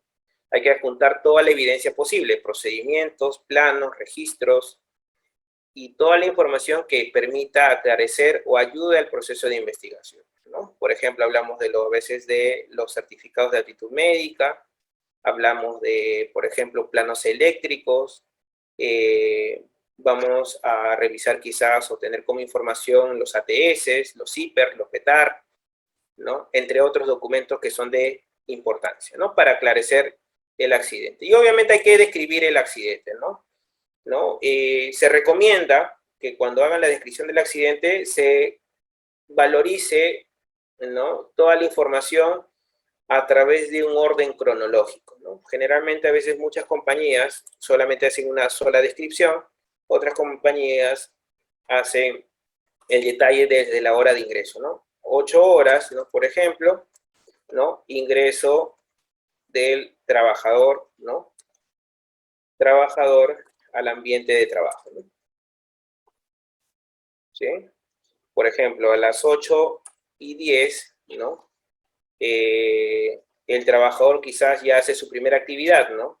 Realiza actividades de ensamblaje, ¿no? Ensamblaje en línea 1, ¿no?, por ejemplo. De repente pasa a otra línea, etcétera, etcétera. Y ustedes van a ir completando la información hasta llegar, pues, hasta la hora del accidente, ¿no?, que en este caso ocurrió a las 10 de la mañana, y comienzan a describir, pues, todo el evento ocurrido, ¿no? El trabajador, al momento de manipular el equipo número 4 o el equipo de ensamblaje, no sufre, ¿no?, un atrapamiento, generándole un corte en el brazo izquierdo, o puede darse otro tipo de situación, ¿no? Luego de ello, algunas empresas también, por un tema de brindar mayor información del proceso correcto de su plan de emergencias, ¿no?, indican, ¿no?, se procedió, ¿no?, a derivar, ¿no?, al trabajador, ¿no?, bajo ciertos mecanismos, ¿no?, de transporte a la clínica, ¿no?, a la clínica o centro de salud, ¿no?, que ustedes ya designen como prioritario, ¿no? ¿Está bien? Y si desean, pues pueden incluir mayor información que ustedes consideren trascendente, ¿no? ¿Está bien? Pero lo importante es que permita aclarecer cuál es la descripción de la ocurrencia del accidente. Bien, obviamente esta descripción tiene que ser el consolidado en base a la evidencia obtenida a través también de la información de la declaración del afectado y los testigos, ¿no? Todo tiene que concordar. Descripción del accidente, de las causas, obviamente acá se va a mencionar la metodología que ustedes van a establecer para el proceso de investigación. De repente se adopte la metodología, ¿no?, de árbol de causas, ¿no?, que vimos, por ejemplo, en una oportunidad. La metodología, pues, vamos a colocar acá el diagrama de Ishikawa, ¿no?, que en algunos casos también lo realizan. La metodología de 5 porqués, ¿no? Tenemos la metodología de, en este caso, causalidad de pérdida, ¿no? Bien, dependiendo de la metodología, ¿no? Entonces, la metodología que ustedes adopten, obviamente esto va a establecer los pasos que han obviamente contemplado y la relación de causas inmediatas, causas básicas, factores o controles de trabajo que se han incumplido, y que obviamente describa rápidamente la causa raíz, ¿no?, de lo que ha conllevado al accidente o evento, ¿no?, relativo a lo ocurrido, ¿no? Entonces, cuando ustedes obtengan la causa raíz, ustedes van a describir las medidas correctivas que ataquen esa causa raíz, que pueden ser una o más, ¿no? Puede ser de repente un proceso de control de ingeniería, ¿no? Quizás puede ser solamente un control administrativo, ¿no? Y ustedes ahí comienzan a jugar con la jerarquía de controles, ¿no? Puede ser quizás un proceso de eliminación de procesos, un proceso de sustitución, administración, ¿no? O incluso aplicación de controles de equipos de protección personal. O sea, ustedes siempre tienen que apuntar a la mayor jerarquía. Esa medida que ustedes consideran van a tener que establecer un responsable ¿no? O área responsable. De preferencia tiene que ser un responsable a nombre de una sola persona para que se pueda hacer la trazabilidad. A veces hacer la trazabilidad de un área, a veces se denomina pues pasar la responsabilidad entre uno y otro, y a veces no tenemos una fecha límite. Colocamos acá la fecha probable de ejecución, que puede ser, por ejemplo, el 10 de octubre del 2021 para cerrar esa acción. Para eso ustedes tienen que coordinar y establecer pues fechas prudentes, ¿no? Por ejemplo, a veces hay compañías que colocan pues 50 días para implementar una señal de seguridad. Bueno, a veces colocamos fechas muy extensivas que no se adaptan a la realidad, ¿no? Quizás de repente implementar una línea de bloqueo, un botón de parada de emergencia, etcétera, etcétera. Eso quizás pueda tomarse ese tiempo, pero mientras más tiempo nos tome, el riesgo está latente. ¿Está bien? Acá vamos a colocar pues el estado de la observación o acción que se tiene que ejecutar, si fue realizada, si se encuentra pendiente, ¿no? O que se encuentra en ejecución, ¿no? De repente ya está en una segunda o tercera etapa, ¿no? Ya queda a criterio de cómo va el avance. ¿Por qué? Porque es muy importante darle seguimiento, y ese seguimiento ustedes lo van a revisar acorde a su proceso de evaluación y seguimiento de estas medidas correctivas, y recuerden de que estos puntos también tienen que ser tocados en la reunión de comité porque tienen que dar el estatus respecto a cada accidente, ¿no? Y por último, el registro de la persona que va a llevar a cabo o va a custodiar esta información, ¿no? Por ejemplo, es el área de SCT, ¿no? Entonces lo llevará quizás una persona a cargo, ¿no? Ponen acá la información del cargo que corresponde, GPCCT, por ejemplo, la fecha, que puede ser el mismo día, quizás se completó la información y la firma respectiva, ¿no? Entonces, es un tema muy importante en lo que respecta a la investigación, ¿no? Ahora, otras compañías que también suelen hacer, por un tema redundante, porque eso ya está aprobado en el acta de comité, pueden a veces validarse con firmas adicionales, con participación del comité en el proceso de investigación. Porque uno se preguntará, ¿y cómo yo corroboro de que el comité de seguridad participó en el proceso de investigación? Bueno, a veces tienen el visto de uno de los representantes o se deja en acta en una de las sesiones posteriores a la ocurrencia del evento. Bien, entonces, eso es en lo que respecta a registro de accidentes de trabajo. Así como tenemos registros de accidentes de trabajo, es muy similar en lo que respecta a registros de enfermedades ocupacionales y registro de incidentes. Igual vamos a proyectarlas, pero solamente lo vamos a referenciar rápidamente. Déjenme compartir ahora un PDF. ¿Sí? Entonces, por ejemplo, acá tenemos el registro de enfermedades profesionales o ocupacionales, ¿no? En la parte inicial vemos pues prácticamente la misma información. ¿Sí? Toda esta información ya la hemos comentado, que es la misma que se va a evaluar, solamente cambia pues las líneas de producción o servicio que se han visto involucradas, ¿no? ¿Qué más? La parte de, en caso de intermediación o tercerización, ¿no? Y tenemos la sección en lo que respecta a los datos, permíteme un minuto, los datos que involucra a la enfermedad ocupacional, ¿no? Por ejemplo, el tipo de agente que originó la enfermedad ocupacional. Para eso ustedes se van a guiar de una tabla, ¿no? Que ahorita lo vamos a mostrar. ¿Cuántas enfermedades ocupacionales se ha dado en cada mes? ¿No? Y obviamente tienen que completar al año que corresponde. El nombre de la enfermedad ocupacional, la parte del cuerpo o sistema del trabajador afectado, ¿no? Que puede ser sistema respiratorio, ¿no? Sistema circulatorio, ¿no? Etcétera, etcétera. Número de trabajadores afectados. Quizás este agente que ha ocasionado la enfermedad ocupacional no involucró a uno, sino a varios. Las áreas involucradas y el número de cambios de puestos generados de ser el caso. Quizás la persona ha sido reubicada, entonces hay que colocar esos cambios respectivos, ¿no? Bien, ahora, ¿no? Por ejemplo, la tabla que hace alusión en el punto anterior es la que vemos aquí, por ejemplo, ¿no? Acá nos hace detalle de cuáles son esos posibles agentes, que obviamente corresponden a lo que hemos comentado en un inicio, ¿no? Los agentes físicos, químicos, biológicos, disergonómicos o psicosociales. ¿no? De repente yo he tenido una exposición o sobreexposición al ruido y me ha generado una hipoacusia inducida por ruido, entonces aplicaría este criterio. Para eso, obviamente, hay un proceso de investigación donde hay una relación o nexo causal en lo que respecta a sus funciones o actividades y la enfermedad que ha podido originar. Esto también radica en el tiempo, ¿no? A veces muchos trabajadores vienen con enfermedades preexistentes de empresas anteriores, ¿no? Llega una empresa, quizás tiene un mes, ¿no? Y ya tiene, pues, y quizás hasta a veces no hay una exposición al mismo, ¿no? A estos agentes, ¿no? Solamente se dedica a una actividad quizás administrativa, pero el señor tiene hipoacusia inducida por ruido en su examen periódico. Entonces, ¿qué pasó?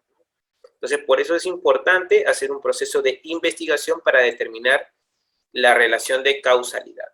¿Está bien? ¿Qué más tenemos? A ver, acá se movió un poquito. Vamos a borrar acá los valores. Un minuto. ¿No? Y tenemos también la parte final que detalla las causas que generaron la enfermedad ocupacional. Para eso ustedes establecen la metodología más adecuada, ¿no? Que ustedes apliquen. Ya hemos hablado del tipo de metodologías, que en el caso de enfermedad ocupacional, bueno, no hace tanto detalle a estos mismos. Para eso ustedes lo que tienen que constar acá es cuáles han sido las posibles causas y hacer una trazabilidad en el tiempo, ¿no? De permanencia del trabajador, qué actividades estuvo relacionada, ¿no? Para una mayor comprobación pueden incluso investigar o hacer las declaraciones de sus jefes directos, ¿no? Recabar información, por ejemplo, de sus actividades o funciones y las labores que desarrollaba y relacionarlas pues con la posible dolencia que está enfrentando, ¿no? Ahora, en caso de que exista una exposición a sustancias cancerígenas, también hay una parte o capítulo que tienen que complementar, ¿no? Relación de la sustancia cancerígena y si se ha realizado un monitoreo de agentes presentes en el ambiente. Esto en caso aplique, ¿no? Y las medidas correctivas muy similar a lo que se hizo con la investigación del accidente. ¿Está bien? Ya, ¿quién llena el registro de enfermedad ocupacional? ¿El enfermero, el doctor o el supervisor SOMA? Muy bien. Este registro, a ver, va a depender mucho de la manera como se encuentre establecida su área de seguridad y salud en el trabajo, ¿no? Siendo sinceros, no todas las empresas cuentan con un personal de la salud. Supuestamente, al hablar de enfermedad ocupacional, hablamos de que este proceso de investigación esté acorde a un especialista o una persona que pueda llevar la información de manera correcta y que tenga la capacidad de hacer un buen análisis. Caso contrario, cualquier evento va a ser pasado como enfermedad ocupacional y que quizás no lo sea, ¿no? Entonces, para ello, obviamente, un personal de salud sería la persona más competente en llevar dicho registro, ¿no? Ya la normativa antes de la pandemia establecía pues contar con un médico ocupacional dependiendo del número de personas, ¿no? Y para eso ya establecía un número mínimo requerido cuando se trataba pues de organizaciones mayores a 500 personas y para menores a ellas no establecía un límite.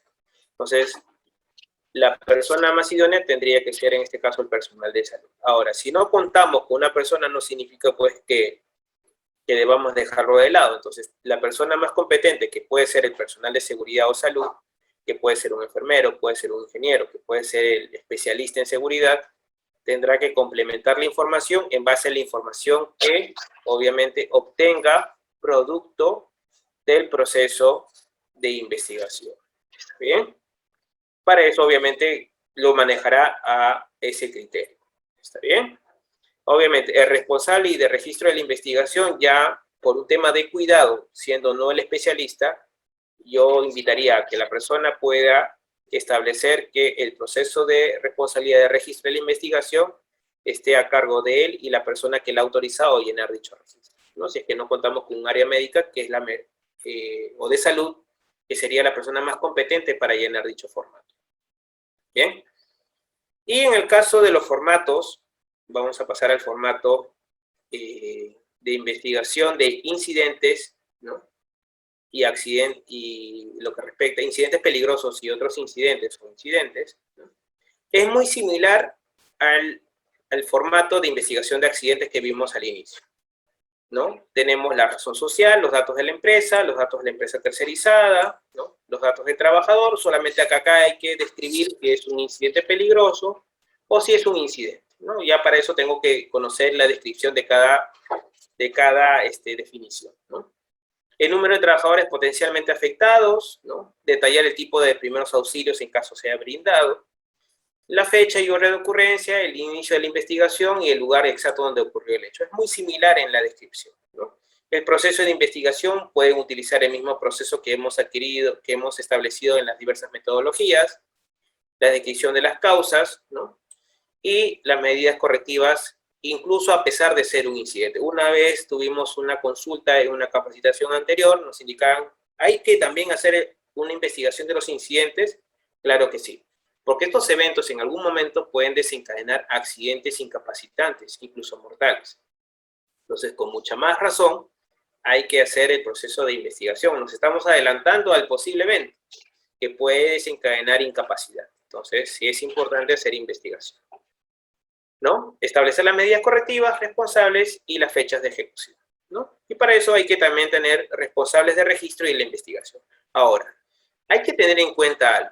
Si se tratara de un evento, ¿no?, de incidente peligroso, recuerden que este registro tiene que hacerse aparte a la notificación en el sistema, ¿no?, del SAT, donde con su clave SOL y su usuario tienen que registrar el evento ocurrido para la notificación a la entidad, ¿no?, en este caso estatal, ¿no? El registro le va a pedir la misma información que casi comprende en lo que ustedes tienen en este formato.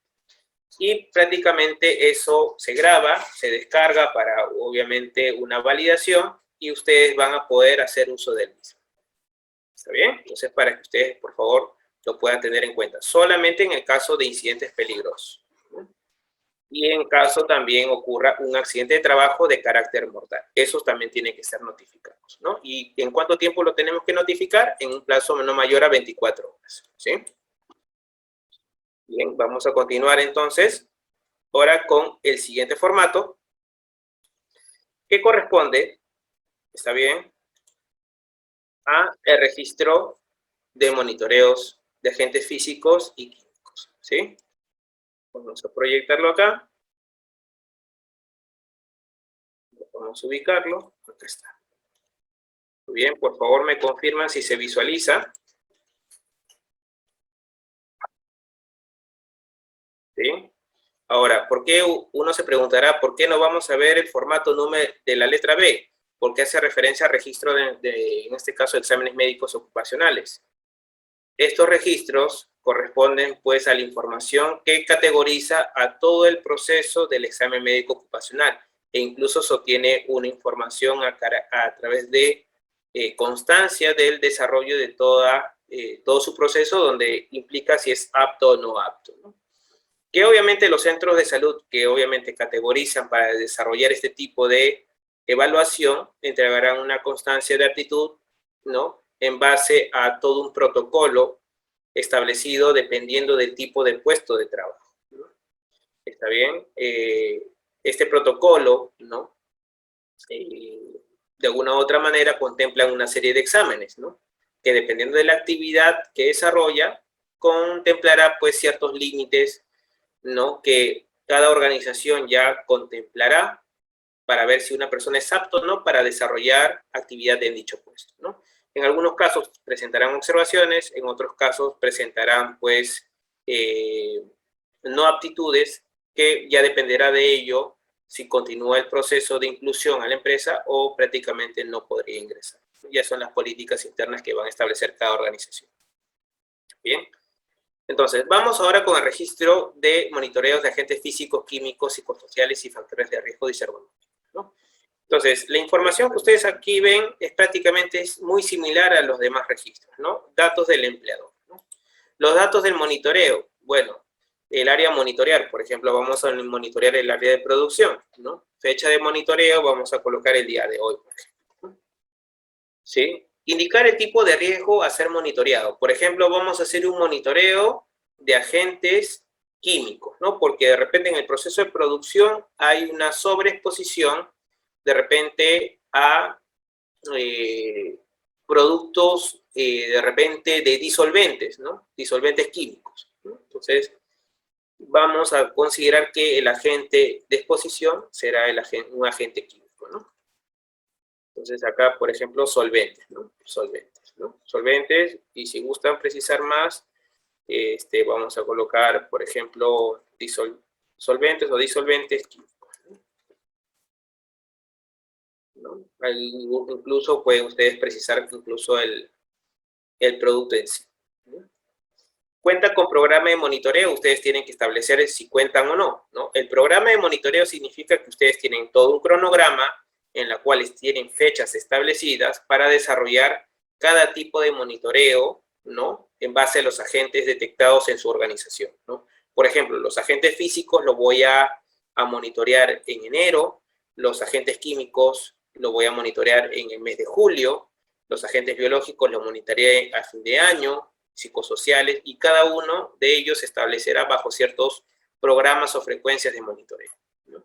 Entonces, si ustedes cuentan con ese programa, colocan sí, y si no lo tienen, colocan no, ¿no? La frecuencia de monitoreo, ustedes indican que para este tipo de agente químico, la frecuencia es semestral, por ejemplo, ¿no? Es lo que ustedes establecen, ¿no?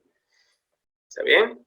¿Qué más? Los trabajadores expuestos en el centro laboral. O sea, ¿cuántos trabajadores se encuentran expuestos a este tipo de agente químico? Bueno, vamos a marcar que dentro de la organización que tiene, vamos a poner 100 trabajadores, hay 10 trabajadores que se exponen a este tipo de agente. Nombre de la organización que realice el monitoreo. Entonces, hay muchas organizaciones que tercerizan este proceso. Entonces, contrato a la empresa ABC monitoreos y ellos son los que hacen, ¿no?, este tipo de actividad, ¿no? Y hago incluso una pequeña breve reseña con la descripción o datos de la empresa a la cual hacemos referencia, ¿no? En caso la organización no aplica en contratar un servicio tercerizado porque cuentan con los equipos, ¿no?, o en este caso medios para desarrollar sus propios monitoreos, y obviamente lo hacen con todos los criterios, más que todo de calibración, ¿no?, de establecimiento de procedimientos que pueden ser internos o bajo criterios internacionales, o lo que establece, por ejemplo, los laboratorios para el establecimiento de muestras. Entonces, colocarán pues que ellos mismos hacen el proceso de monitoreo, que es muy común en empresas de grandes dimensiones o transnacionales, porque la envergadura ya involucra a generar una mayor inversión en el mismo y requiere de un seguimiento continuo de los procesos de agentes ocupacionales. Entonces, no solamente radica en una fecha, sino se realiza durante todo el año. Entonces, ya cuentan incluso con áreas de higiene ocupacional, ¿no? Los resultados del monitoreo se describirán acá. Por ejemplo, se hizo el monitoreo de agentes químicos, ¿no? Se encontró, por ejemplo, ¿no?, un periodo, ¿no?, de 8 horas de exposición, ¿no? ¿No? De exposición, ¿no?, que el agente ABC, por ejemplo, ¿no?, tuvo, ¿no?, un resultado en concentración, ¿no?, de, por ejemplo, 20 partes por millón, ¿no?, en el ambiente, ¿no?, del trabajador, ¿no? Lo que resulte del proceso de monitoreo, ¿no? Lo que resulte del proceso de monitoreo. Quizás de repente se estaba monitoreando el nivel de ruido, por ejemplo, acá se colocará, ¿no?, el nivel equivalente de exposición, radica a una exposición de 8 horas, ¿no?, donde se obtuvo un resultado de 87 decibeles, ¿no?, de exposición, ¿no? Donde obviamente estos resultados van a ir acompañados también de información o informes que pueden obtenerse de los equipos de monitoreo e incluso de los que apliquen las empresas tercerizadas, ¿no? Por ejemplo, todo el mapeo o seguimiento, una lista de verificación de actividades, ¿no? Incluso se obtienen estadísticas o información impresa a través de los software del equipo, que de repente cada segundo, cada 2 segundos monitorean cuánto es el nivel pico de cada de los puntos. Obviamente el resultado promedio es lo que se coloca aquí. La descripción de las causas ante las desviaciones presentadas, o sea, hay que hacer un análisis de por qué motivo si es que se está incumpliendo, ¿no? Se generó una concentración por encima de lo establecido a los límites máximos permisibles, ¿no? O por encima de lo establecido en la normativa, ¿no? Por ejemplo, tenemos una jornada de 8 horas, tenemos una exposición a ruido a mayor a, por ejemplo, 85, o sea, ¿por qué se está dando ello? Entonces tengo que describir las causas, ¿no? En el caso de exposición a agentes químicos, ¿por qué se presenta esa desviación? ¿No? Porque ahí hacen ustedes el análisis, ¿no? Porque no se cuenta con ambientes correctamente ventilados, ¿no? O en su defecto, no cuentan con medios de extracción focalizada, quizás, o implementación de controles eficientes para evitar la sobreconcentración en el ambiente de trabajo, ¿no? Luego se establecerán conclusiones y recomendaciones, que las conclusiones vienen a ser producto del resultado de los monitoreos y las recomendaciones se aplicaría para cada punto de conclusión, ¿no?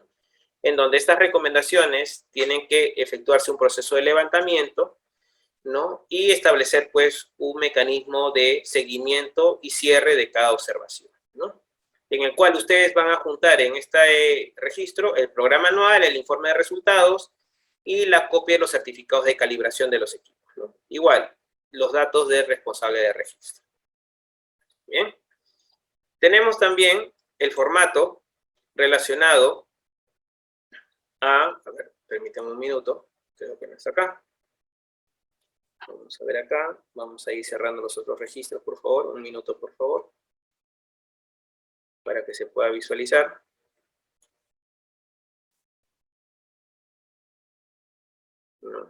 Y acá tenemos uno.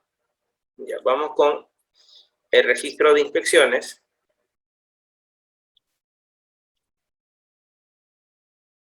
¿No? El registro de inspecciones es un formato también sencillo, simple, en donde ustedes van a describir toda la actividad de las inspecciones, ¿no?, internas de seguridad y salud en el trabajo. Los datos del empleador, ¿no?, los datos del monitoreo que realiza la persona, ¿no?, si es planeada, no planeada, ¿no?, u otro tipo de inspección, ¿no?, la hora de inspección, la fecha de inspección, el área inspeccionada, ¿no?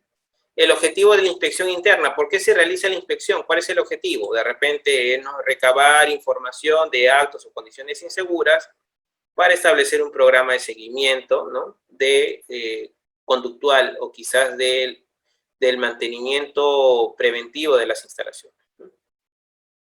Resultado de la inspección, ¿no? Acá vamos a colocar todas las observaciones o oportunidades de mejora que se han podido detectar en el proceso de inspección.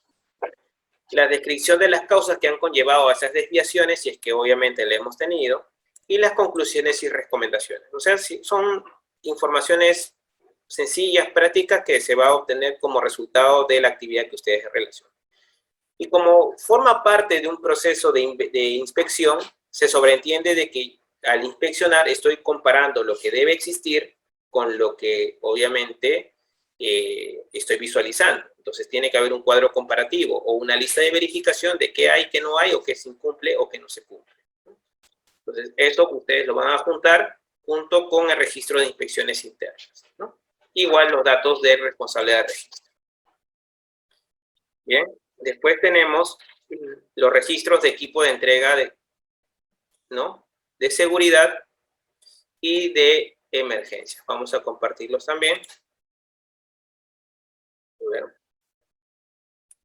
tenemos acá, tenemos este registro, ¿no?, de equipos de seguridad y emergencia. Recuerden que no solamente es un registro para equipos de protección personal, sino también equipos de emergencia. Por ejemplo, en el caso de minería se entregan pues equipos de medición de gases, ¿no?, o se brindan pues equipos de seguridad como por ejemplo las que se colocan en los cascos para el proceso de iluminación en ambientes quizás de poca o baja iluminación, ¿no? Colocamos los datos de la empresa, si se entrega un equipo de protección personal o un equipo de emergencia, ¿no?, los nombres del equipo de seguridad de emergencia entregados, ¿no?, una breve descripción, ¿no? Y acá colocamos los datos de la persona, el DNI, el área, la fecha de entrega, la fecha de renovación y obviamente una firma de conformidad que la persona ha recibido dicho equipo, ¿no? Y así llevamos un control pues ordenado del mismo, para también hacer una trazabilidad dependiendo de cuándo han sido entregados y cuándo no, y a ver si alguna persona está pidiendo doble. Incluso viendo también que esta tendencia me puede sacar un estimado de los tiempos, ¿no?, de frecuencia de la vida útil de cada EPP. Recuerden que no se tiene nada establecido en el tiempo de cambio con los equipos de protección personal y que va a quedar a criterio del desgaste, ¿no?, o del estado en el cual se encuentra. Bien, tenemos el siguiente registro que corresponde a las estadísticas de seguridad y salud en el trabajo, ¿no? En el caso de registros de estadísticas, tenemos también igual los datos del personal o de la empresa, describir los resultados estadísticos, ¿no? Cuánto ha sido el índice de frecuencia, el índice de gravedad, el índice de severidad, cuántos incidentes, cuántos accidentes mortales, accidentes incapacitantes, enfermedades ocupacionales, la tasa de incidencia y todo lo que establezca la normativa, que eso lo describe, ¿no?, en lo que respecta a la información mínima requerida, que también lo menciona en la resolución ministerial 050, ¿no? El análisis que originaron estas desviaciones, ¿por qué se hizo un incremento en el índice de frecuencia? ¿No? ¿Por qué se generaron, pues, mayor número de accidentes a comparación del mes pasado o de los últimos 3 meses, etcétera, etcétera? Las conclusiones y recomendaciones para disminuir o generar una mejor tendencia de los valores y obviamente los datos de responsable de registro. O sea, prácticamente es la información que ustedes manejan que va a ser transcrita a estos formatos que solicita obviamente la normativa. ¿Está bien? Y por último, tenemos los registros de capacitación y auditoría, ¿no? ¿Está bien? Entonces vamos a proyectar el registro de capacitación, que obviamente este registro de capacitación comprende, ¿no?, a todos los procesos de inducción, ¿no?, capacitación, entrenamiento y simulacros de emergencia, ¿no? Los datos del empleador en la primera etapa, el tipo de actividad que voy a desarrollar, el tema a tratar, ¿no?, la fecha, el nombre del capacitador, el número de horas efectivas de la capacitación y los datos de los participantes, ¿no?, nombres y apellidos, DNI, área, firma, y alguna otra observación que ustedes tienen que de repente complementar. Quizás se desarrolló de manera virtual, de manera presencial, ahí ustedes pueden detallar, ¿no? Y el responsable de la custodia del registro, ¿no? Y por último tenemos el registro de auditorías, ¿no? ¿Está bien? El registro de auditorías, a ver, déjenme por favor tenerlo acá. Tenemos el registro de auditorías. Ahora lo voy a compartir.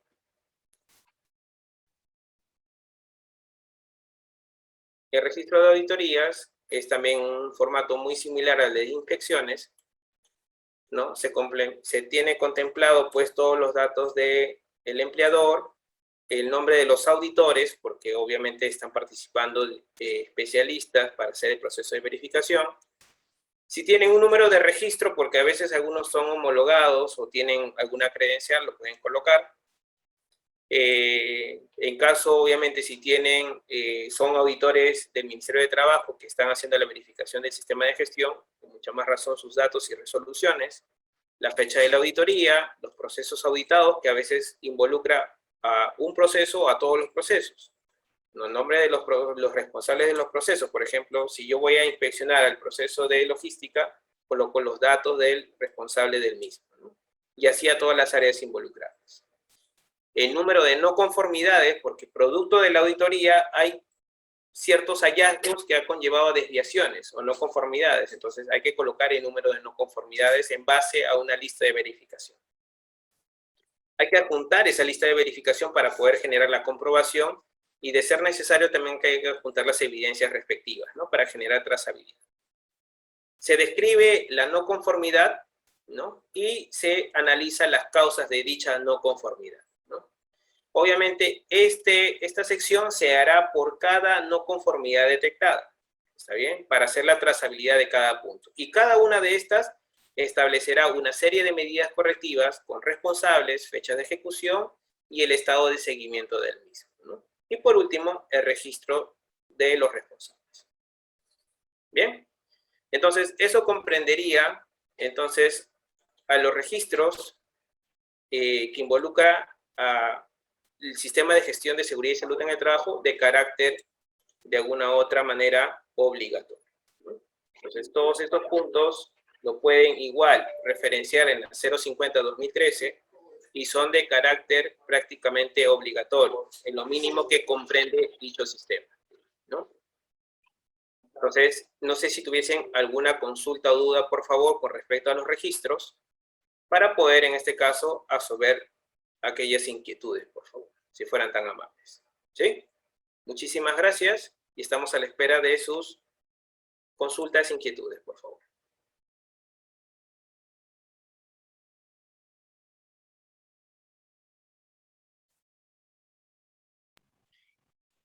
Bien, estimados participantes, pueden realizar sus consultas a través del chat de Zoom o de repente a las personas que subieron a través del Facebook, ¿no? Aquí, por ejemplo, hay un comentario de Javier Antonio. Se implementó un registro de DPP digital, de entrega, perdón. Se implementó un registro de entrega de DPP digital no teniendo todos los ítems que indican la RM050. ¿Tendría alguna observación ante una inspección de SUNAFIL si el fin de entregar EPP lo estoy cumpliendo? Bien, muy bien. Sí, miren, generalmente el criterio de revisión o observación va a quedar en cada inspector. El inspector se va a basar en lo que dice la normativa. Entonces, la normativa ya menciona que cada registro debe cumplir con la mínima información contenida en la resolución ministerial. Entonces, si ya hacemos hincapié a ello, entonces va a revisar que todos los puntos que diga la resolución ministerial en dicho formato, el formato que ustedes estén utilizando, se estén cumpliendo. No importa el orden, no importa la forma. Lo importante es que tenga toda la información detallada. De ser así, estaríamos bien. Ahora, si no lo has estado haciendo, y obviamente puede ser motivo de solicitud, yo te pediría lo siguiente. Actualicen el registro, está bien, póngalo en práctica a partir de una fecha lo más inmediata posible. Déjenlo en constancia a través de una posible reunión, quizás con comunicación a la parte de representación de los trabajadores, o comité o subcomité, indicando de que este proceso ha cambiado a un formato actualizado y que a partir de la fecha se va a hacer el uso respectivo, ¿no? ¿Para qué? Para que tú establezcas que se ha encontrado un hallazgo que no va acorde a la normativa y que tú estás adaptándote a mejorar. Entonces, cuando venga el inspector, ¿qué va a decir? Ah, ok, esto está observado, sí señor, pero ya se ha hecho la revisión del mismo, se está aplicando la mejora y a partir de la fecha se está haciendo correctamente. Entonces, eso es lo que podrías hacer en estos momentos, ¿no? Porque ahí sí te va a decir el inspector, ok, pero los documentos no les está cumpliendo. Sí, fue observado, pero ya ha sido corregido.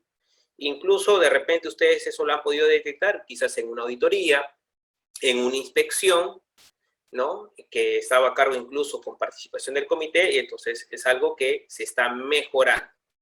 O incluso ha formado parte de tu línea base que ha sido detectada, pero lo estás corrigiendo. Esa es la acción que tú tienes que hacer en esos momentos. Y sí tiene que contemplar la información mínima que dice la resolución. ¿Está bien? Entonces sí hay que mejorar ese documento.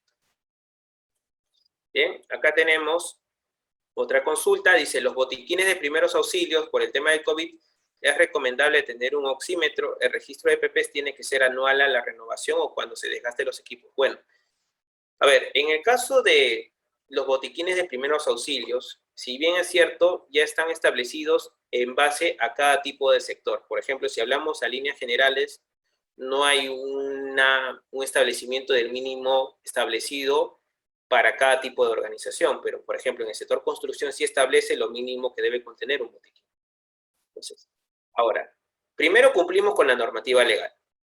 Luego de ello pueden ustedes agregar los equipos o utensilios que van a ser o formar parte, ¿no?, del mecanismo de seguimiento, ¿no? Ahora, el hecho de contar con un oxímetro en el botiquín, tenemos que tener claro que la persona que lo va a utilizar conoce el buen uso del mismo y el cuidado respectivo, ¿no?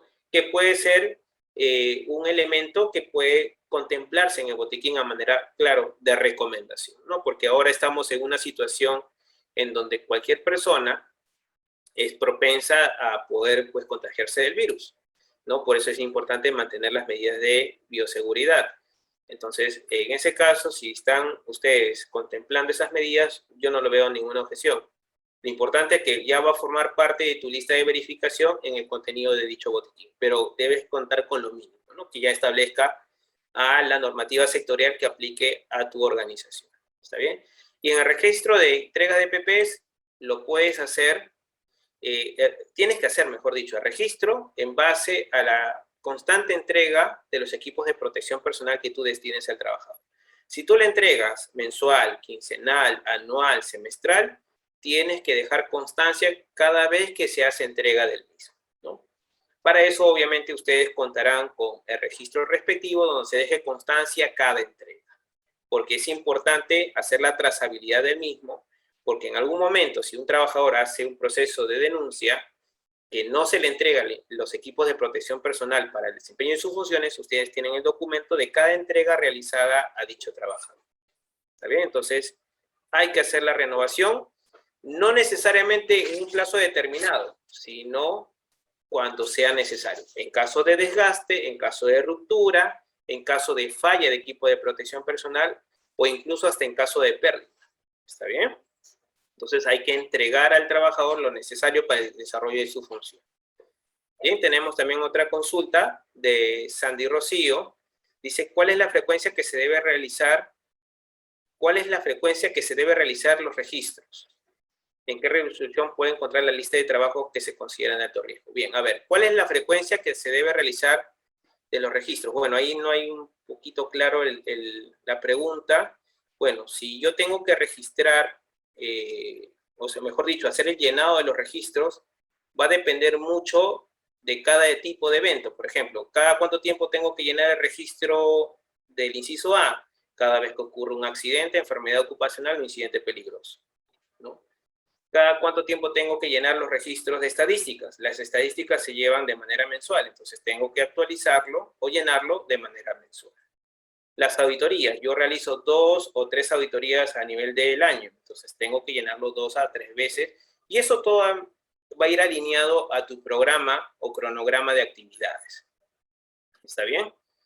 Entonces, hay situaciones, por ejemplo, en el caso de las inspecciones, que ya ustedes establecen la frecuencia, que puede ser mensual, puede ser quincenal, puede ser bimensual, dependiendo del tipo de inspección que van a realizar, ¿no? O en este caso, si ustedes van a hacer un proceso de monitoreo en base a todo un cronograma. Entonces, esa es la frecuencia que ustedes tienen que completar los registros en base a lo establecido en su cronograma o programa anual de seguridad y salud en el trabajo. ¿Está bien?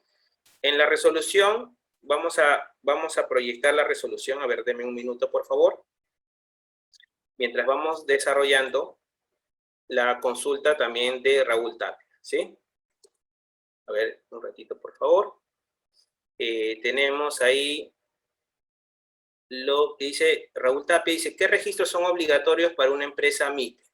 Ya, habíamos indicado que para una empresa MIPE, dependiendo si es pequeña empresa o microempresa, establece un número mínimo de registros obligatorios, ¿no? De lo que está proyectado, a ver, vamos a mencionar este punto rápidamente, ¿sí?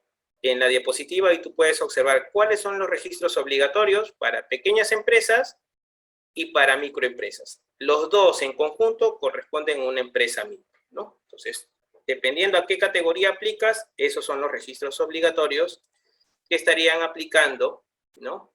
A la organización a la cual hacemos referencia, ¿no? ¿Está bien? ¿Sí? A ver, vamos a proyectar entonces lo del seguro complementario de trabajo de alto riesgo. Denme un minuto, por favor. A ver, vamos a colocar acá. Compartir. Bien. Ya, por favor me confirman si se logra visualizar.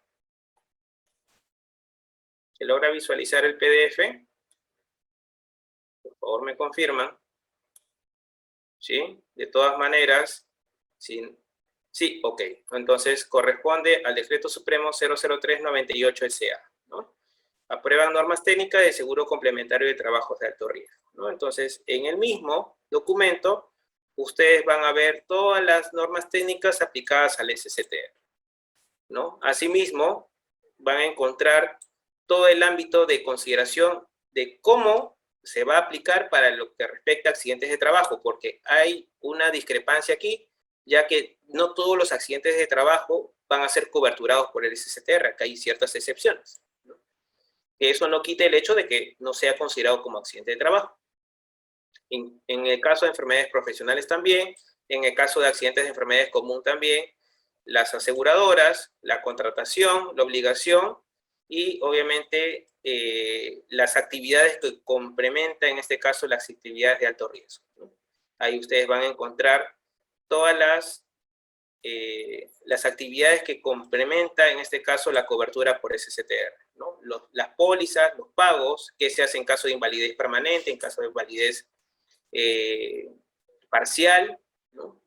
Los gastos por sepelio, los beneficios de libre contratación, en el caso del goce de pensiones, el reajuste de pensiones, en el caso de las aseguradoras, ¿no? Entre otras implicancias que puede aplicar a este tipo de seguros, ¿no? Entonces, es toda una normativa extensa que obviamente las aseguradoras tienen que poner en práctica y que tiene que ser de conocimiento por parte de la entidad que hace la contratación del mismo. Entonces, ahí ustedes van a encontrar todas las posibles consultas relacionadas al seguro complementario de trabajo de riesgo, ¿no? ¿Está bien? No sé si tuviésemos alguna consulta adicional, por favor, o una pregunta, si fueran tan amables.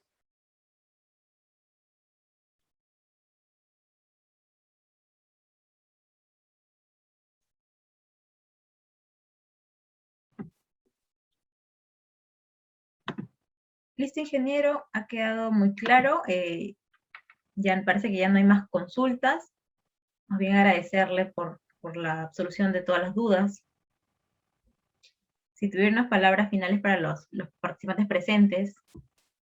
Sí, bueno, más que todo agradecerles a todos por su participación el día de hoy. Si bien es cierto, los registros, como habíamos indicado, obligatorios, comprenden a estos formatos que hemos visto el día de hoy. Recuerden que no son los únicos documentos del sistema de gestión, son muchos más, o las herramientas que utilizamos para la prevención de riesgos.